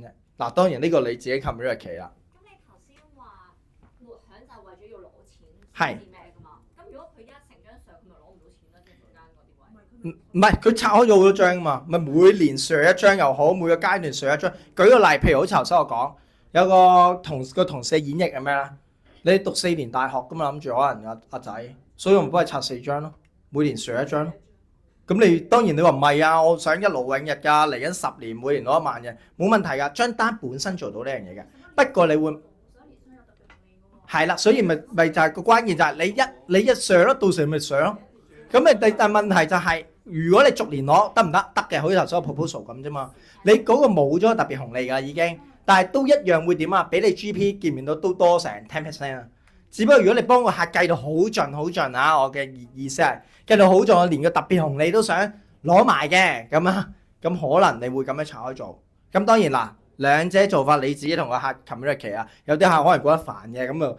咁事實上係啊，有啲客真係嫌錢腥噶嘛，唔好煩佢噶嘛，係咪？好似我阿媽嗰啲就係咁啦。我同佢講話，你不如去做下排隊檔啊，有1000幾蚊一日嘅喎。佢話你唔好搞我，瞓多2個鐘好過。OK，咁呢啲咪就係嫌錢腥嗰啲咯，係咪？真係的而且確係噶嘛，所以你一定要同個客去溝通㗎。OK，係冇？係啦，咁啊好啦，跟住嗱，咁當然啦，呢一個就係一個 example。如果你未有一啲現有客戶去幫你 review 單去加單嘅話，好直白。你可以今日同個客做單嘅時候，唔好淨係做 GP 或者淨係 FA 啦。你諗唔清，亦都冇一個最好嘅諗法嘅話，最好係咩啊？成年人嘅世界唔使做選擇嘅，係譬如2個都要晒，咁啊拆開2張都買咯。咁你嘅演繹好簡單嘅啫，中線我咪可能喺活享攞錢咯，長線我咪喺張 GP 咯，好冇？咁啊 for 大 information 呢樣嘢啦。好，咁啊跟住啦，有同事又講啦，信手明天啊，好關心我哋嘅友好競爭對手啊，係啦。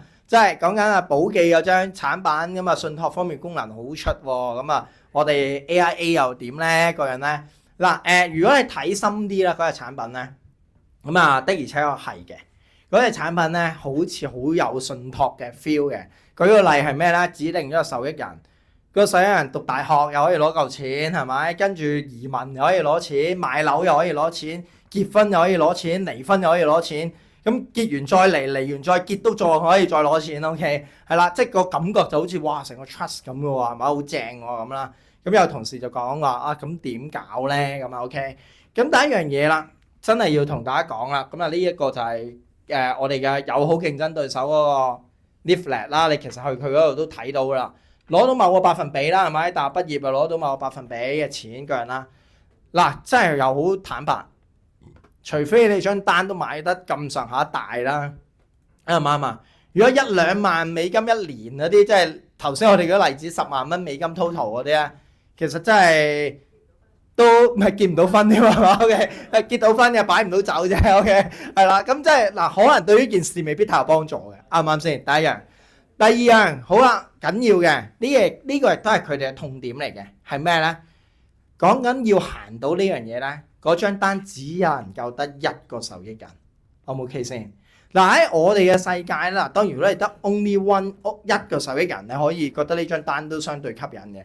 但喺我哋嘅世界唔同嘅，我哋嘅世界咧，我哋唔同即係而家嗰啲身故賠償支付辦法咧，可以多過1個受益人，唔同受益人都可以係點啊？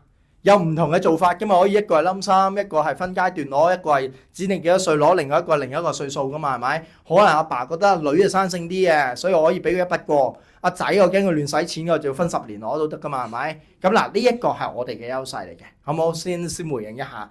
咁當然啦，亦都係咁講啦 ，high level 嘅同事都係咁答㗎啦。如果去到一啲大少少嘅 case 咧，即係攞住就人哋簿記嗰個 point 嚟打嘅話，點做咧？啲同事們你去點樣演繹咧？大少少嘅 case 咧，不如 advise 個客咧做後備信託啦，真係做個 trust 啦。點解咧？的而且確係嘅。你一張保單始終都係保單，係咪？咁啊，當然如果你話平價版去做嘅話，咪當然冇問題啦。但係如果你話真係想做到真係 trust 咁指定好多條件嘅話，不如做個 standby trust。OK， 咁啊，其實而家我哋都有啲轉介服務啦，係咪？喺而家嚟講，最關鍵成立嗰日就俾$100美金嘅啫。OK， 做個初始費，即係好似你去銀行開戶口，淨係做開戶口嗰陣時入$100落去嘅啫。咁正式成立啊，個人咧幾時去收佢啲年費啊？個人咧。即係有啲咩事 pass away 嗰嚿錢泵咗落去啦，個 trust 啊運作嘅時候先去收啲管理費啊個人啦。咁對於個客嚟講，個成本又低啲，又真係做到信託嘅功能啦。咁要幾多先可以去做到咧？咁其實我哋咧好平嘅啫，講緊真係我哋啲保單加埋冧心$100萬美金或者年繳保費10萬蚊美金5年嗰啲啊就做到。嗱，想知多啲啊？真係揾翻阿 Sherry 佢哋條 team，High Level 條 team 去俾多啲 insight 大家，好唔好？咁啊，因為其實我哋如果去希慎啊嗰度啲 High Level 嗰啲 centre 啊等等咧，可以同你 join call 添嘅我哋，好唔好？咁啊，for 大家 information 呢樣嘢啦。好，我哋嗰啲身故賠償支付辦法有啲咩優勢啊？咁當然可以指定幾多年去攞啦，去到個受益人幾多歲去攞埋最後嗰期啦，等等啦，唔同嘅情況都可以做啦。唔同受益人可以有唔同嘅賠付方法啦。咁呢啲都見到啦，係咪？咁好啦，咁啊點做咧？好簡單嘅啫，個表嘅 number 都喺度啦。咁啊到時大家睇翻個 number 去填嘅啫。咁我唔喺度慢慢講俾大家聽點做啦嚇。咁呢啲流程嘅嘢咧，我特別咧 cap 晒落嚟個 PowerPoint 度，因為個 PowerPoint 之後會 share 俾大家，有需要你咪跟住個步驟去做咯，好冇？咁好，後面啦，咁啊呢度特別講一樣嘢啦。我哋而家咧個身故賠償支付辦法未攞嗰啲錢咧嘅息係2厘嘅，呢度提一提大家。咁啊，因為大家知道我哋咧。好多唔同嘅 interest rate 咧，大家驚大家撈亂啫。Prepay 有一個個結存戶口有0.75係咪？跟住紅利滾存息率就3.5。嗱呢個身故賠償支付辦法係2厘啊，唔好搞亂就得啦。OK， 所以整個 summary 係嘛？我同阿產品部啊研究下佢可唔可以整個 summary 咩？嗱，佢不定期轉嘅，最近佢幾個月前轉咗，之後咧都冇喐過噶啦，係啦。我哋第一次先用嚿錢。係唔得嘅，係啊。以為係0.75，真係而家。好，非常好。你嘅以為係冇錯嘅，因為咧幾個月之前咧都仲係0.75嘅，係啦，真係幾個月前咧啱啱更新咗啊啫，係啦。所以嗰陣時係出個 memo 去通知大家嘅。咁當然我知大家一日收幾十個電郵噶嘛，係咪？可能 overlook 咗啦。未攞嗰嚿錢係啦，就係2厘啦。5萬蚊美金，冇錯，冇錯。即係話佢死嗰一下有超過5萬就可以做呢一個啦。係可以咁講。佢一路攞嘅時候，低過5萬都冇問題。係冇錯，係啦，咁亦都係請。咁如果佢身故冇即時報上嚟嘅話，係。嗱，身故之後冇報俾我哋聽，即係話你多謝呢個同事嘅説法，係啦。係啦，咁咪唔係行呢個息率嘅，我冇 OK 先，就唔關呢個事嘅。但係公司一定會係，譬如佢舉個例，佢今日死，佢1年之後先報上嚟，佢仲加翻1年之後嗰個 return 㗎嘛。冇錯，係啦，唔會喐嗰個，即係唔關事嘅，係啦。即係唔會去計佢死嗰日嗰個 return 㗎嘛。唔會，唔會嘅，係係啦，因為佢真係滾多咗1年啊嘛，係啦。但係咧，我有個 case 咧係因為係沙士嗰啲問題咧，跟住死咗，但係就一路拖住咗冇公平上公司，咁到最後咧上公司去做嘅時候，咁公司係會計翻佢死當日嗰個。佢 life 單。係啦，如果 life 就唔同喎，唔係儲蓄喎。唔係喎，CPF Encore 嗰啲都係。CPF Encore 應該 SLE 就唔係咁行嘅噃。嗱，唔緊要，我幫你 clarify 一下之後，我係啦，我一陣間好冇抄低 agent code 之後 get back 你好冇？問下好冇？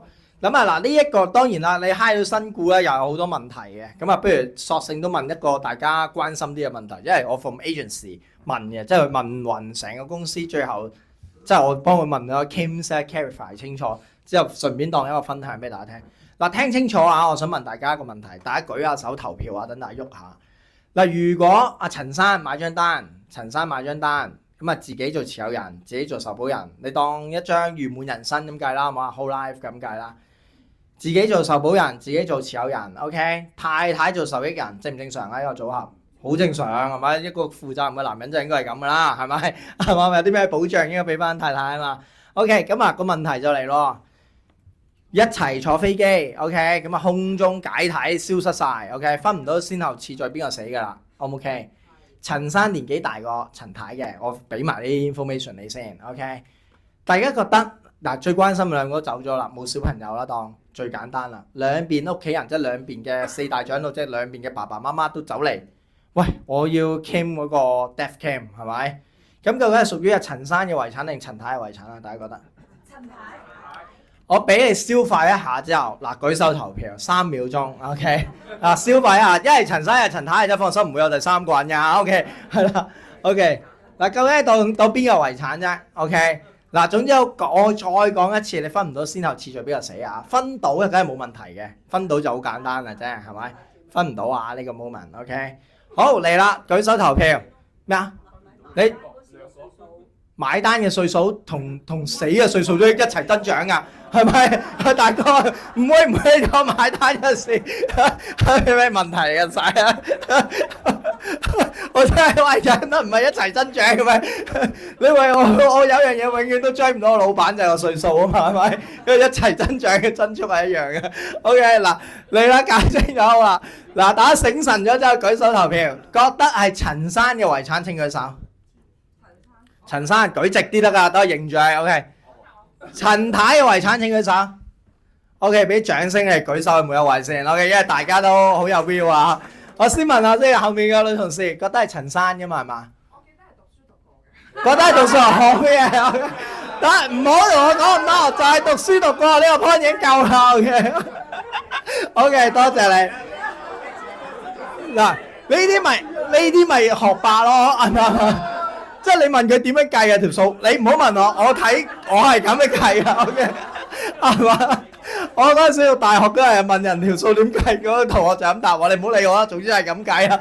OK， 我都完全唔知 learn 咗啲咩。OK， 講笑啫。OK， 多謝你，真係讀書讀過啱嘅，冇錯啊呢個説法。嗱，陳太嗰啲咧，點解覺得係陳太啊？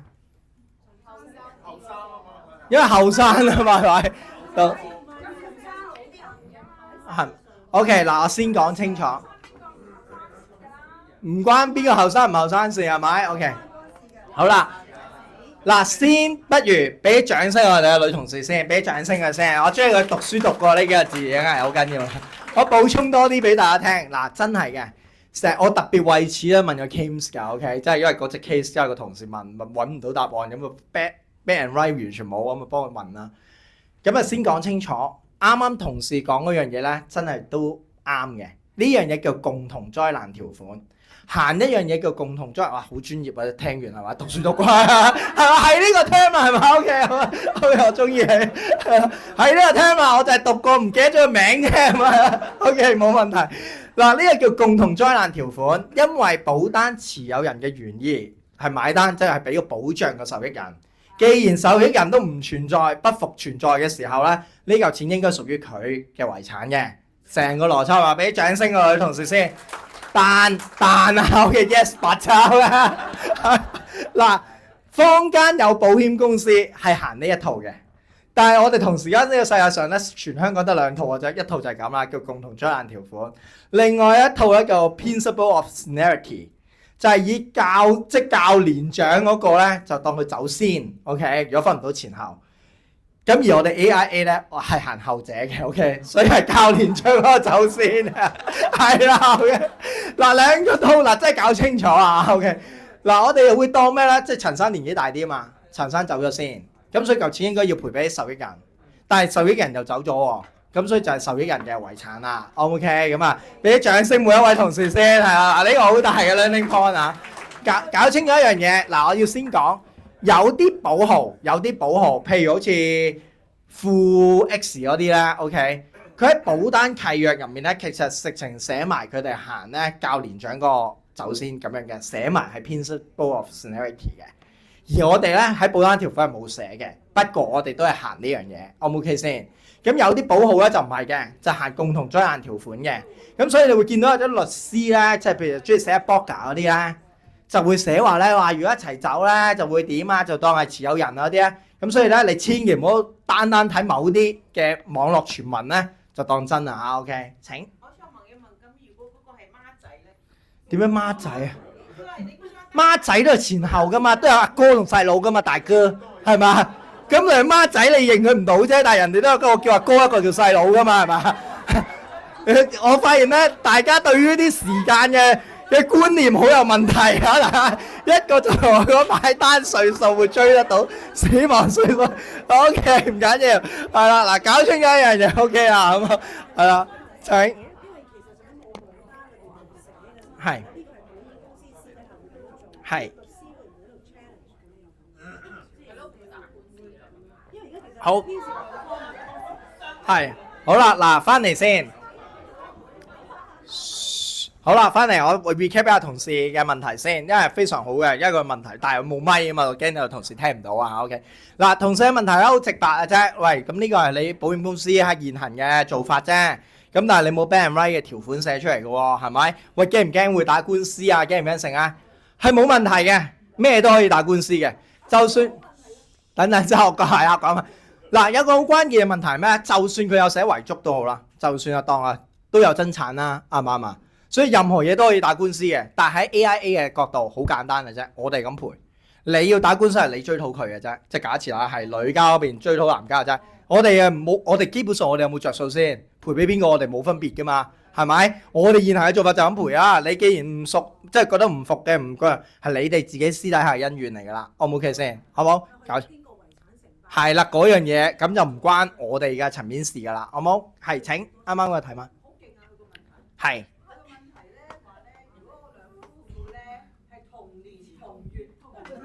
都有時間噶嘛，大哥，同一秒係咪？得非常好，同一秒生，同一秒死，嗰啲係鴛鴦蝴蝶命係咪？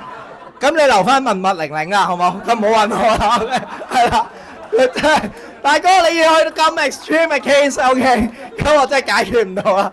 我呢啲問題都唔敢問啊，賠償部位知唔知啊？問出嚟我都驚俾人鬧啊，大哥。即係話一陣間人哋同我講阿 Sam 啊，知唔知我係7點幾先收工㗎已經？你仲問埋呢啲咁嘅嘢，你唔使我瞓？OK 好啦，繼續話翻嚟先 ，OK 多謝大家嘅。好咁啊，有同事嗱呢個係你哋有同事問嘅嚇，即係話咩保單嘅投保人死咗，受保人係小朋友，又冇寫第二持有人，咁我唔知佢係咪現場啦。咁啊張單會點行啊？咁嗰啲啊嗱頭先講咗啦，下面嗰個唔特別多講啦。先睇呢樣嘢啦，搞清楚即係究竟其實所有啦，如果喺上面嗰題啦就相對簡單嘅，因為其實 policy provision 係有寫嘅，即係保單契約入面其實寫到明嘅，究竟點做嘅。咁你會見到啦，我特別寫住啦，即係啊，如果受保人身故又點，樓上又點啦。如果個受保人即係頭先話啊嘛，爸爸話張單俾小朋友做受保人係咪？個受保人如果夠咗18歲，假設啊，即係個持有人身故嘅時候。咁好自然啦，個受保人就會做咗持有人啦，O 唔 OK 先？咁呢個好直白啦。哇，咁最擔心係咩啊？因為個受保人仲未夠18歲啊嘛，係咪？咁會點咧？咁呢個都寫住啦。有第二保單持有人，第二保單持有人 own 啦。咁但係而家個問題，頭先個問題話冇啊嘛，冇就睇第3行啦。持有人嘅遺產繼承人就會成為個 owner 噶啦，因為嗰張單都有個 value 喺度啊嘛。咁佢亦都會成為咗 owner。嗱，你唔好問我咁邊個做 owner 啦，因為我都唔知道邊個係遺產繼承人。呢個就睇佢 probate 係邊個啦。OK， 有機會如果係太太或者係咩嘅咁啊，可能太太咯。但係有啲 case 我聽過嘅就係唔寫太太，寫自己嘅爸爸媽媽都會有噶嘛，或者兄弟姊妹都有噶嘛。原因係咩啊？驚太太會翻頭嫁嗰樣，咁個小朋友咪冇咗保障嗰樣。嗱，呢個每個客都有自己嘅諗法。最直白，我哋嘅條款寫得好清楚，遺產繼承人成為個 owner。OK，咁啊 for 大家 information 呢樣嘢啦。好咁啊，有同事就講啦，非保證點樣確保實現 ？OK， 非常好。既然非保證就係非保證嘅啦，冇辦法確保佢實現嘅係啦，係啦，即係呢個你問我都答唔到你㗎啦。如果唔係咩叫非保證啊？係啦，即係嗱，呢所以我下有啲同事提問好過癮嘅，OK，係啦，咁啊就話不過。嚟到呢一個 moment， 聽我今朝講咁多嘢，你應該可以相信我係公司嘅財政實力嘅，咁應該前面解決咗係一啲疑難㗎啦。OK， 永遠嘅意義 ，OK， 我中意同事啊，保證低，非保證又高，回報又唔算吸引，時間又長，點解要揀？同內地分紅保單嘅分別，同內地分紅保單分別，我諗頭先講咗啦，即係個分紅個上限。個 cap 都唔同啦，爭成1倍有多啦，係咪？咁呢個即係而家同內地分紅保單，我諗完全冇嘢好冚㗎啦，即係我哋都唔使去 echo 佢啦。咁點樣可以建議佢買5年，即係等繳住5年？頭先我講咗啦，係咪？咁好啦，睇一睇啦。咁我最中意係下面嗰題，適合內地嘅危疾，除咗 OYS 還有什麼 ？OK， 好嘅，係啦，我唔知邊個同事。咁我好中意嗱，佢寫得簡體，我相信可能你自己本身即係可能對國內客戶會比較多啦，係咪？好，睇一睇先。第一樣嘢，搞嗰個永遠嘅意義先。OK， 嗱，真係嘅，成日都講啊，理財投資啊，即係法則咧，成日都講啦，3樣嘢你唔可以多要晒嘅，即係最多攞2樣嘅啫，風險、回報同時間。咁啊，講緊咧係咩咧？嗱，我哋儲蓄產品咧，絕對係呢樣嘢嚟㗎啦，風險相對較低，但係回報同埋咧，即係時間可能真係都會嗱，時間可能會長啲啦，但係回報相對穩定同埋都算吸引嘅。如果你話俾我聽有樣嘢，即係有風險又低，回報又高又靈活嘅，時間又短嘅，咁嗰啲一定係騙案嚟嘅啫。OK， 即係佢馬多夫騙案，你擺入嚟有10厘，跟住每年咁啊，係咪？嗱，事實上所有嘢都係咁嘅。如果你問我咧，好簡單，我都係咁同啲同事講啦。如果有個客嘅真係好進取嘅，即係想下，哇！我又要即係我寧願要快嘅，要賺錢嘅，咁啊買股票多嘅自己。咁你問一問個客，喂，阿陳生啊，你過去買股票嘅經驗話俾你聽咧？平均嚟講啊，當然有賺有蝕啦。overall 嚟計，賺多人蝕多，通常個客點答你啊？如果蝕你就梗係要買儲蓄產品啦，係咪？佢應該唔會再同你講股票啦。嗱，如果佢講得呢啲意義嘅，通常佢點都話俾你聽賺嘅，啱唔啱啊？男人嚟啊嘛，明明輸到入晒肉都話賺啊，梗係咁嗰啲啊。OK， 嗱，佢話俾你賺就啱噶啦。OK， 跟住就會問佢啦。喂 overall 嚟講咧，嗱，當然明嘅，每年都有啲波動啦，係咪？個市唔同啊嘛。過去5年10年嚟計啊，你買咗咁耐股票啦。平均嚟講每年賺幾多 percent 咗咧？嗱，通常佢答你咧，肯定唔會答你5% 嘅，起碼都 double digit 嘅10% 以上咁啊。so far 真係嘅，點解5% 冇費事睇啦，傷神㗎嘛，大佬係嘛？啱啱睇咗市，但10% 嘅話咁啊 OK 㗎啦 OK。最關鍵你問佢一樣嘢啫，喂，咁我想問下陳總啊，你個戶口咧即係操盤啊，成個盤咧咁多隻股票咧，邊隻最賺錢啊？佢一定有一隻俾你嘅，啱唔啱啊？咁即係成班學生一定有一個最高分㗎嘛？佢講邊隻都唔重要，即係譬如騰 X 啊定咩嗰啲唔重要。跟住問咗一個問題啫，喂，咁點解你仲買其他股票啫？點解唔 all in 嗰隻啫？佢會答你咩啊？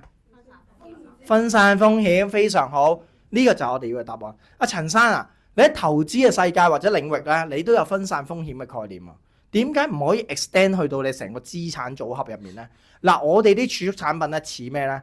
似你啲股票成個組合入面嘅咩咧？公用股啊！嗱，回報一定未必係最吸引嘅啦，講真嗰句，表現咧佢都好悶啊，牛下嗰啲咁係咪？但係相對係點啊？安全同埋穩定，啱唔啱啊？咁嗱，既然陳生頭先我講每年你都賺 10%， 你成個盤都係有200萬股票咁計，即係每年都賺20萬啦。咁我哋就一於幫你整份咩啊？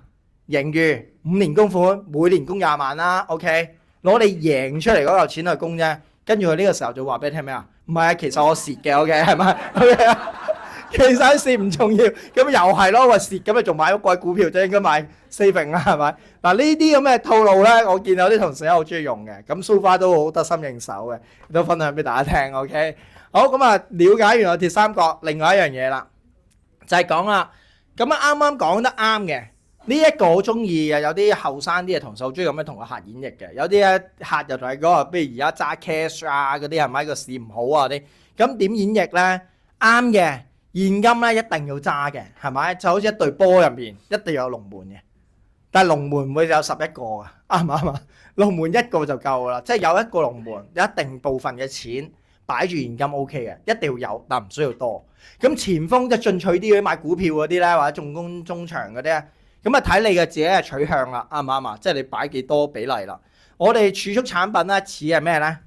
似係我哋嘅防守中場或者後衞咁啊，幫你保住啲錢啊，啱唔啱啊？保住咁嗱，呢一個亦都睇翻你自己嘅投資比例。即係點講啊？即係點你都要買嘅，爭在擺多擺少嘅啫。嗱，呢一個演繹咧，可以俾大家參考一下，好唔 OK？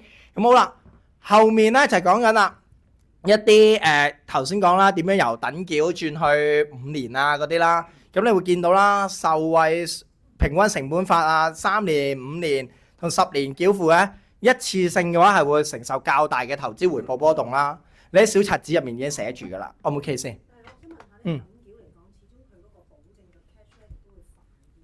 第一年即刻快啲嘛，大概60%咗，係啊，啱啊。其實對平均成本法嚟講，或者個 return 嚟講，即係我哋喺 proposal 點樣講咧？我呢兩個有啲唔同。嗱咁樣講嘅，佢呢個唔係喺 proposal 上面反映，而係講緊即係如果個客啊，即係都我哋入市分咗階段去入市，理論上啊，假設我買嘅組合都係嗰啲，假設我當我亂。你意思係譬如當 GP3呢個係持續都係 GP3，唔會有 GP5。舉個例，即係因為如果譬如佢有 GP5，可能嗰個 plan 嗰個 feature 都有唔同，公司會用翻同一個系列，而個 return 唔同而令即係有更新版㗎嘛，同其他保險公司唔一樣，保險公司會改名㗎。咁我哋嘅投資方向就譬如舉例個投資環境有唔同嘅時候，公司會改裏邊嘅行㗎嘛。係。嗱，呢個應該講翻先，呢個純粹係 GP3，唔會變 GP5、GP6先。呢個淨係 GP3，入面講緊嘅係咩咧？我收個錢翻嚟，我今日即刻按比例啊，即係譬如當30%買債券，70%買股票，我咁計啊，即刻入晒市㗎啦。嗰70%股票今日買嘅點究竟高定低，我唔知。OK， 究竟做唔做到？即係如果假設啦，個市一唔好啊，一波動嘅話。對於個 fulfillment ratio， 假設係等繳嘅話，你會承受大啲嘅波幅嘅，因為5年入市嗰啲，佢分咗5年去入啊嘛。假設係今日入友邦50蚊，出年可能60，後年可能係30咁噶嘛。咁如果你咁講，即係話佢喺個 proposal 裏邊，我買一個等繳嘅 GP3，其實嗰個紅利嘅非保值喺將來嚟講，個波動性會大啲㗎。係啊，等繳一定係大啲啊，小冊子都係咁寫㗎。係啊。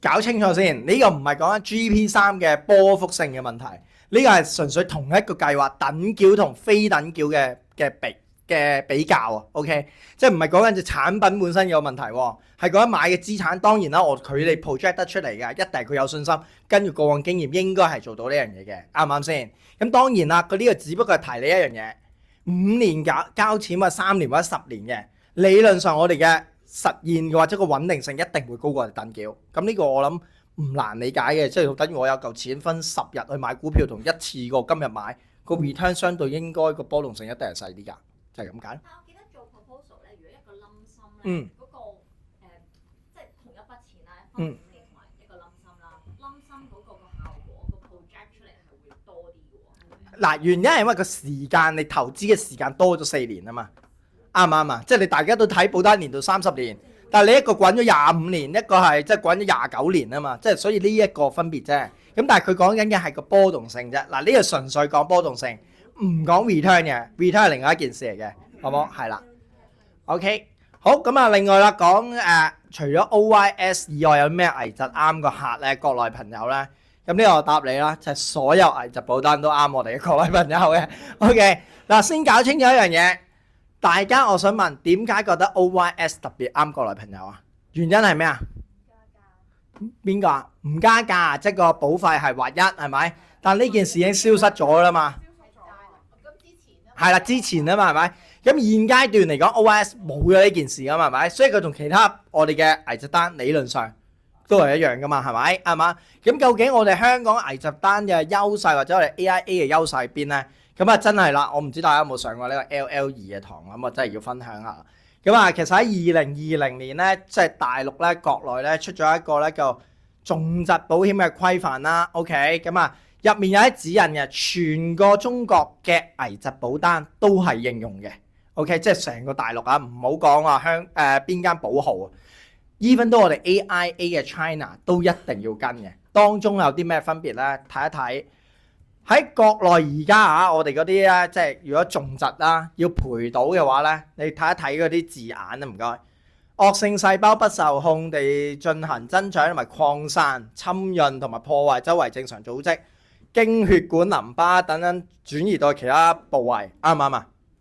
呢份嘢喺入面節錄出嚟嘅 ，OK， 即係要擴散先賠。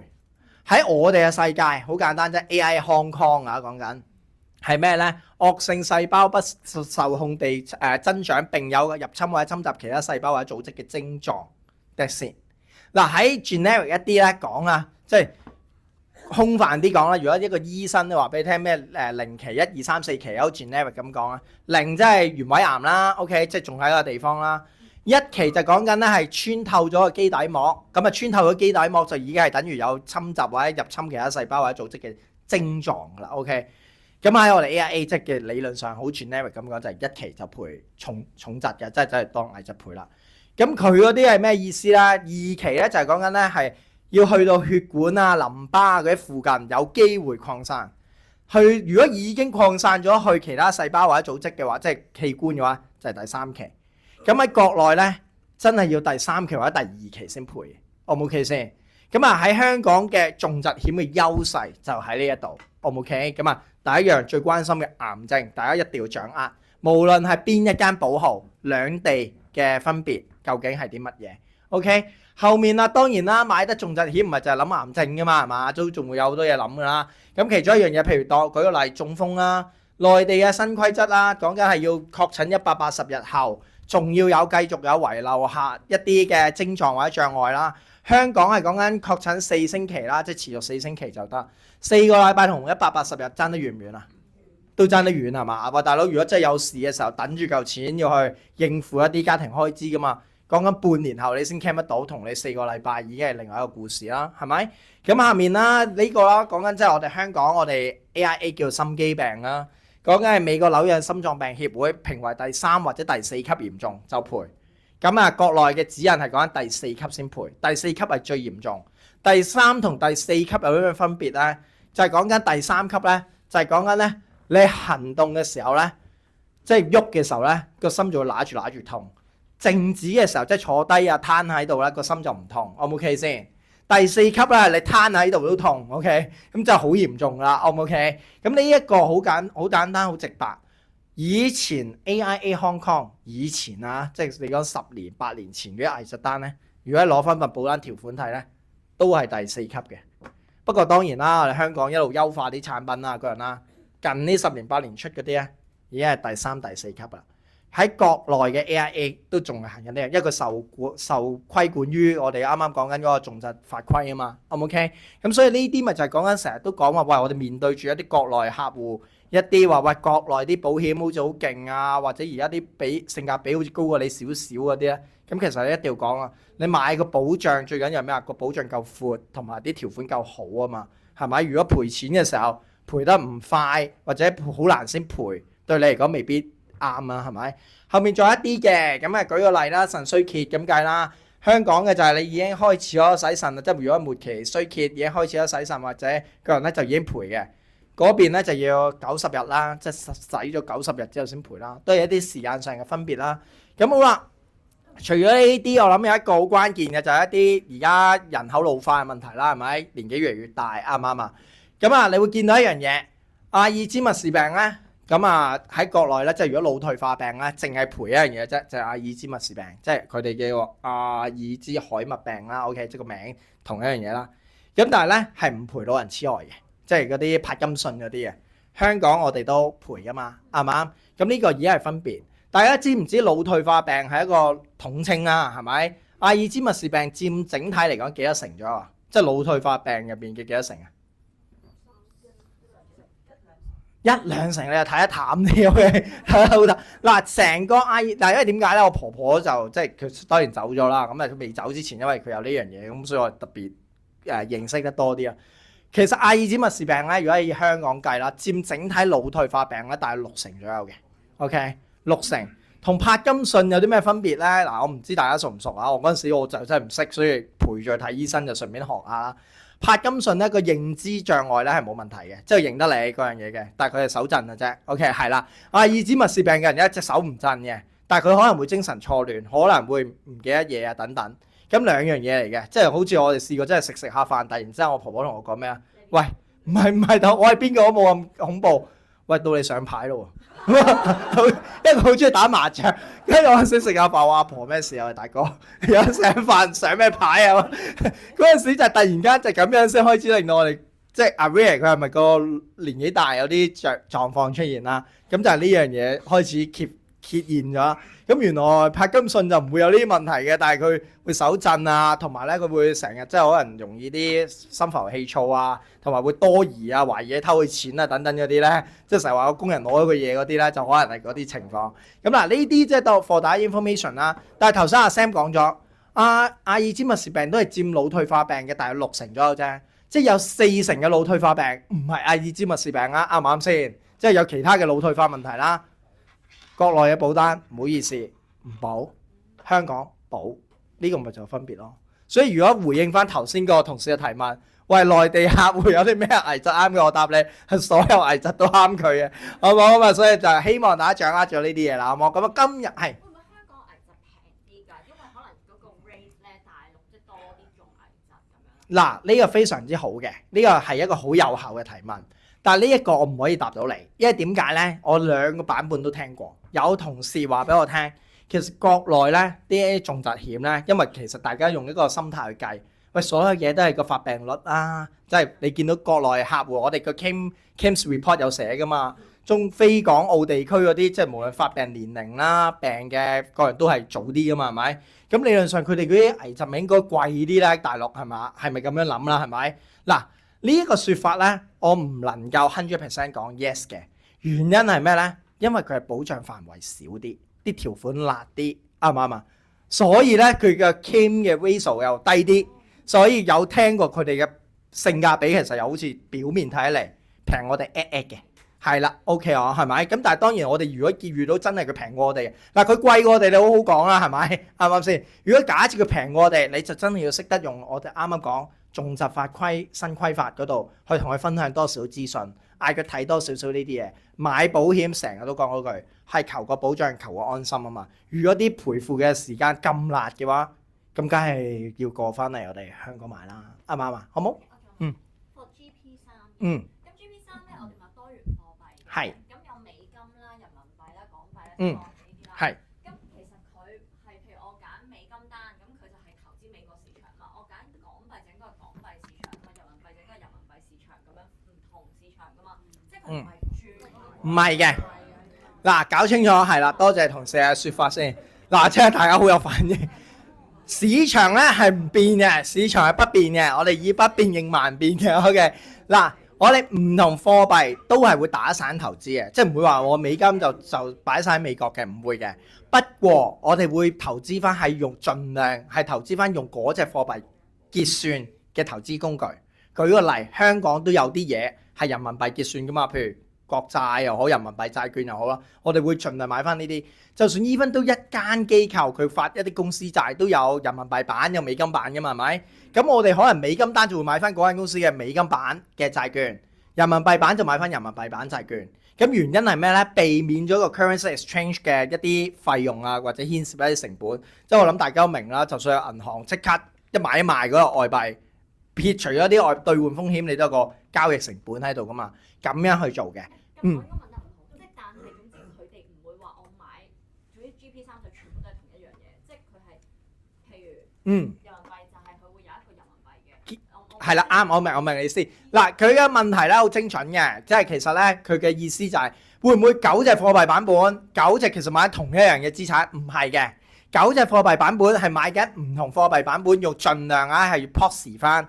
大家嘅比例都係可能都係嗰啲市場，但係唔同結算嘅貨幣，所以咧亦都曲線解釋咗一樣嘢，唔同貨幣版本嘅 return 係唔同嘅。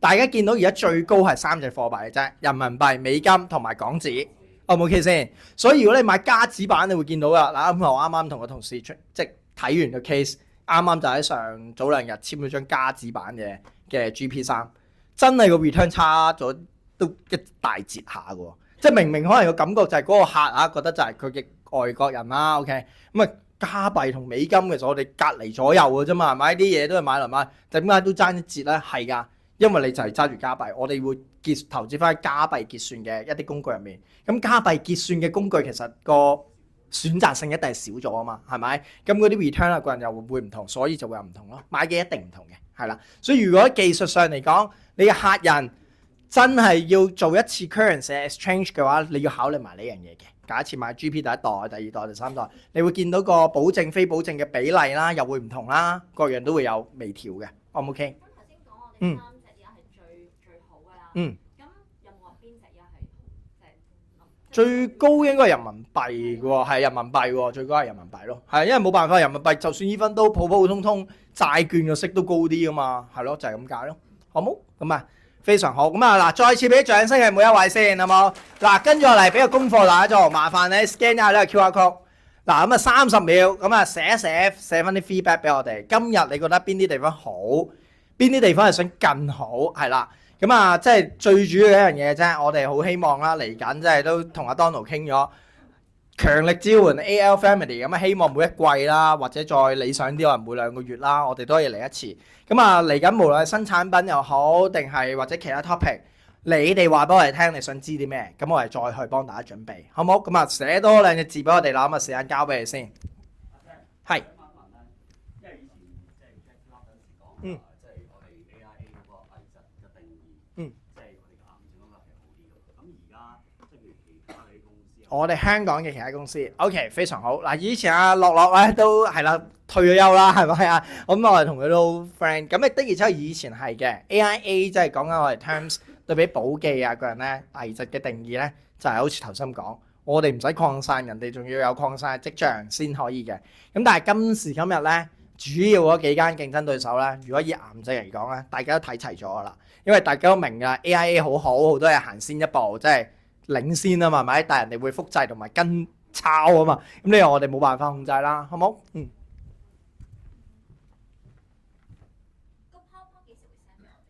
係啦，嗱個 PowerPoint 我諗我今日完咗，翻到公司就會 send 俾阿 Donald， 咁應該可能 Donald 麻煩 Donald 即係可能今日 send 俾大家啦。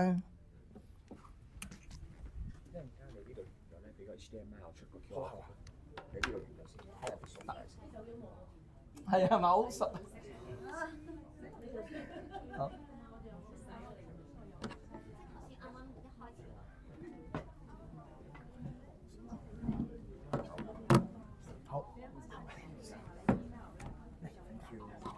係啦，嗱有問題留步，冇問題啦。我哋今日嚟到呢度，我再次俾啲掌聲先。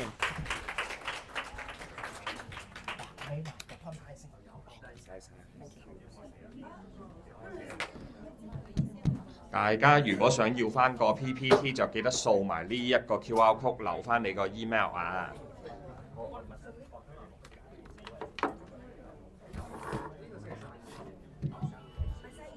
我哋再俾啲熱烈嘅掌聲俾阿 Sam 好唔好？因為其實今日咧成個 PowerPoint 咧係集結咗大家之前2星期組會咧問嘅問題咧，佢再 gather 所有嘅資料咧，再做一個 class 俾我哋去上堂。所以我哋佢真係逐樣掟出嚟嘅啦，係會。所以大家熱烈嘅掌聲，唔該多謝。我哋希望我哋下次又再見到阿 Sam 好唔好啊？一定見到。用咗2年嘅啦，嗱，收住嘢先。你收到先，你收到咪咁嘅。即係唔一定要 AIA 因為我 send 出嚟嘅。Thank you Donald 好正，我唔得咯。Donald 不嬲都正，真係好正。我咧？你都好正。多謝。我我咧？超正。多謝。共同災難。多謝。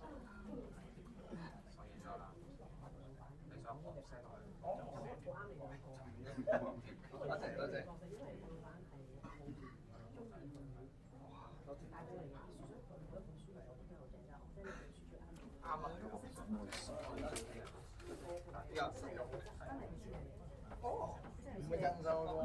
美玲啊，知唔知陳美玲？識呢個。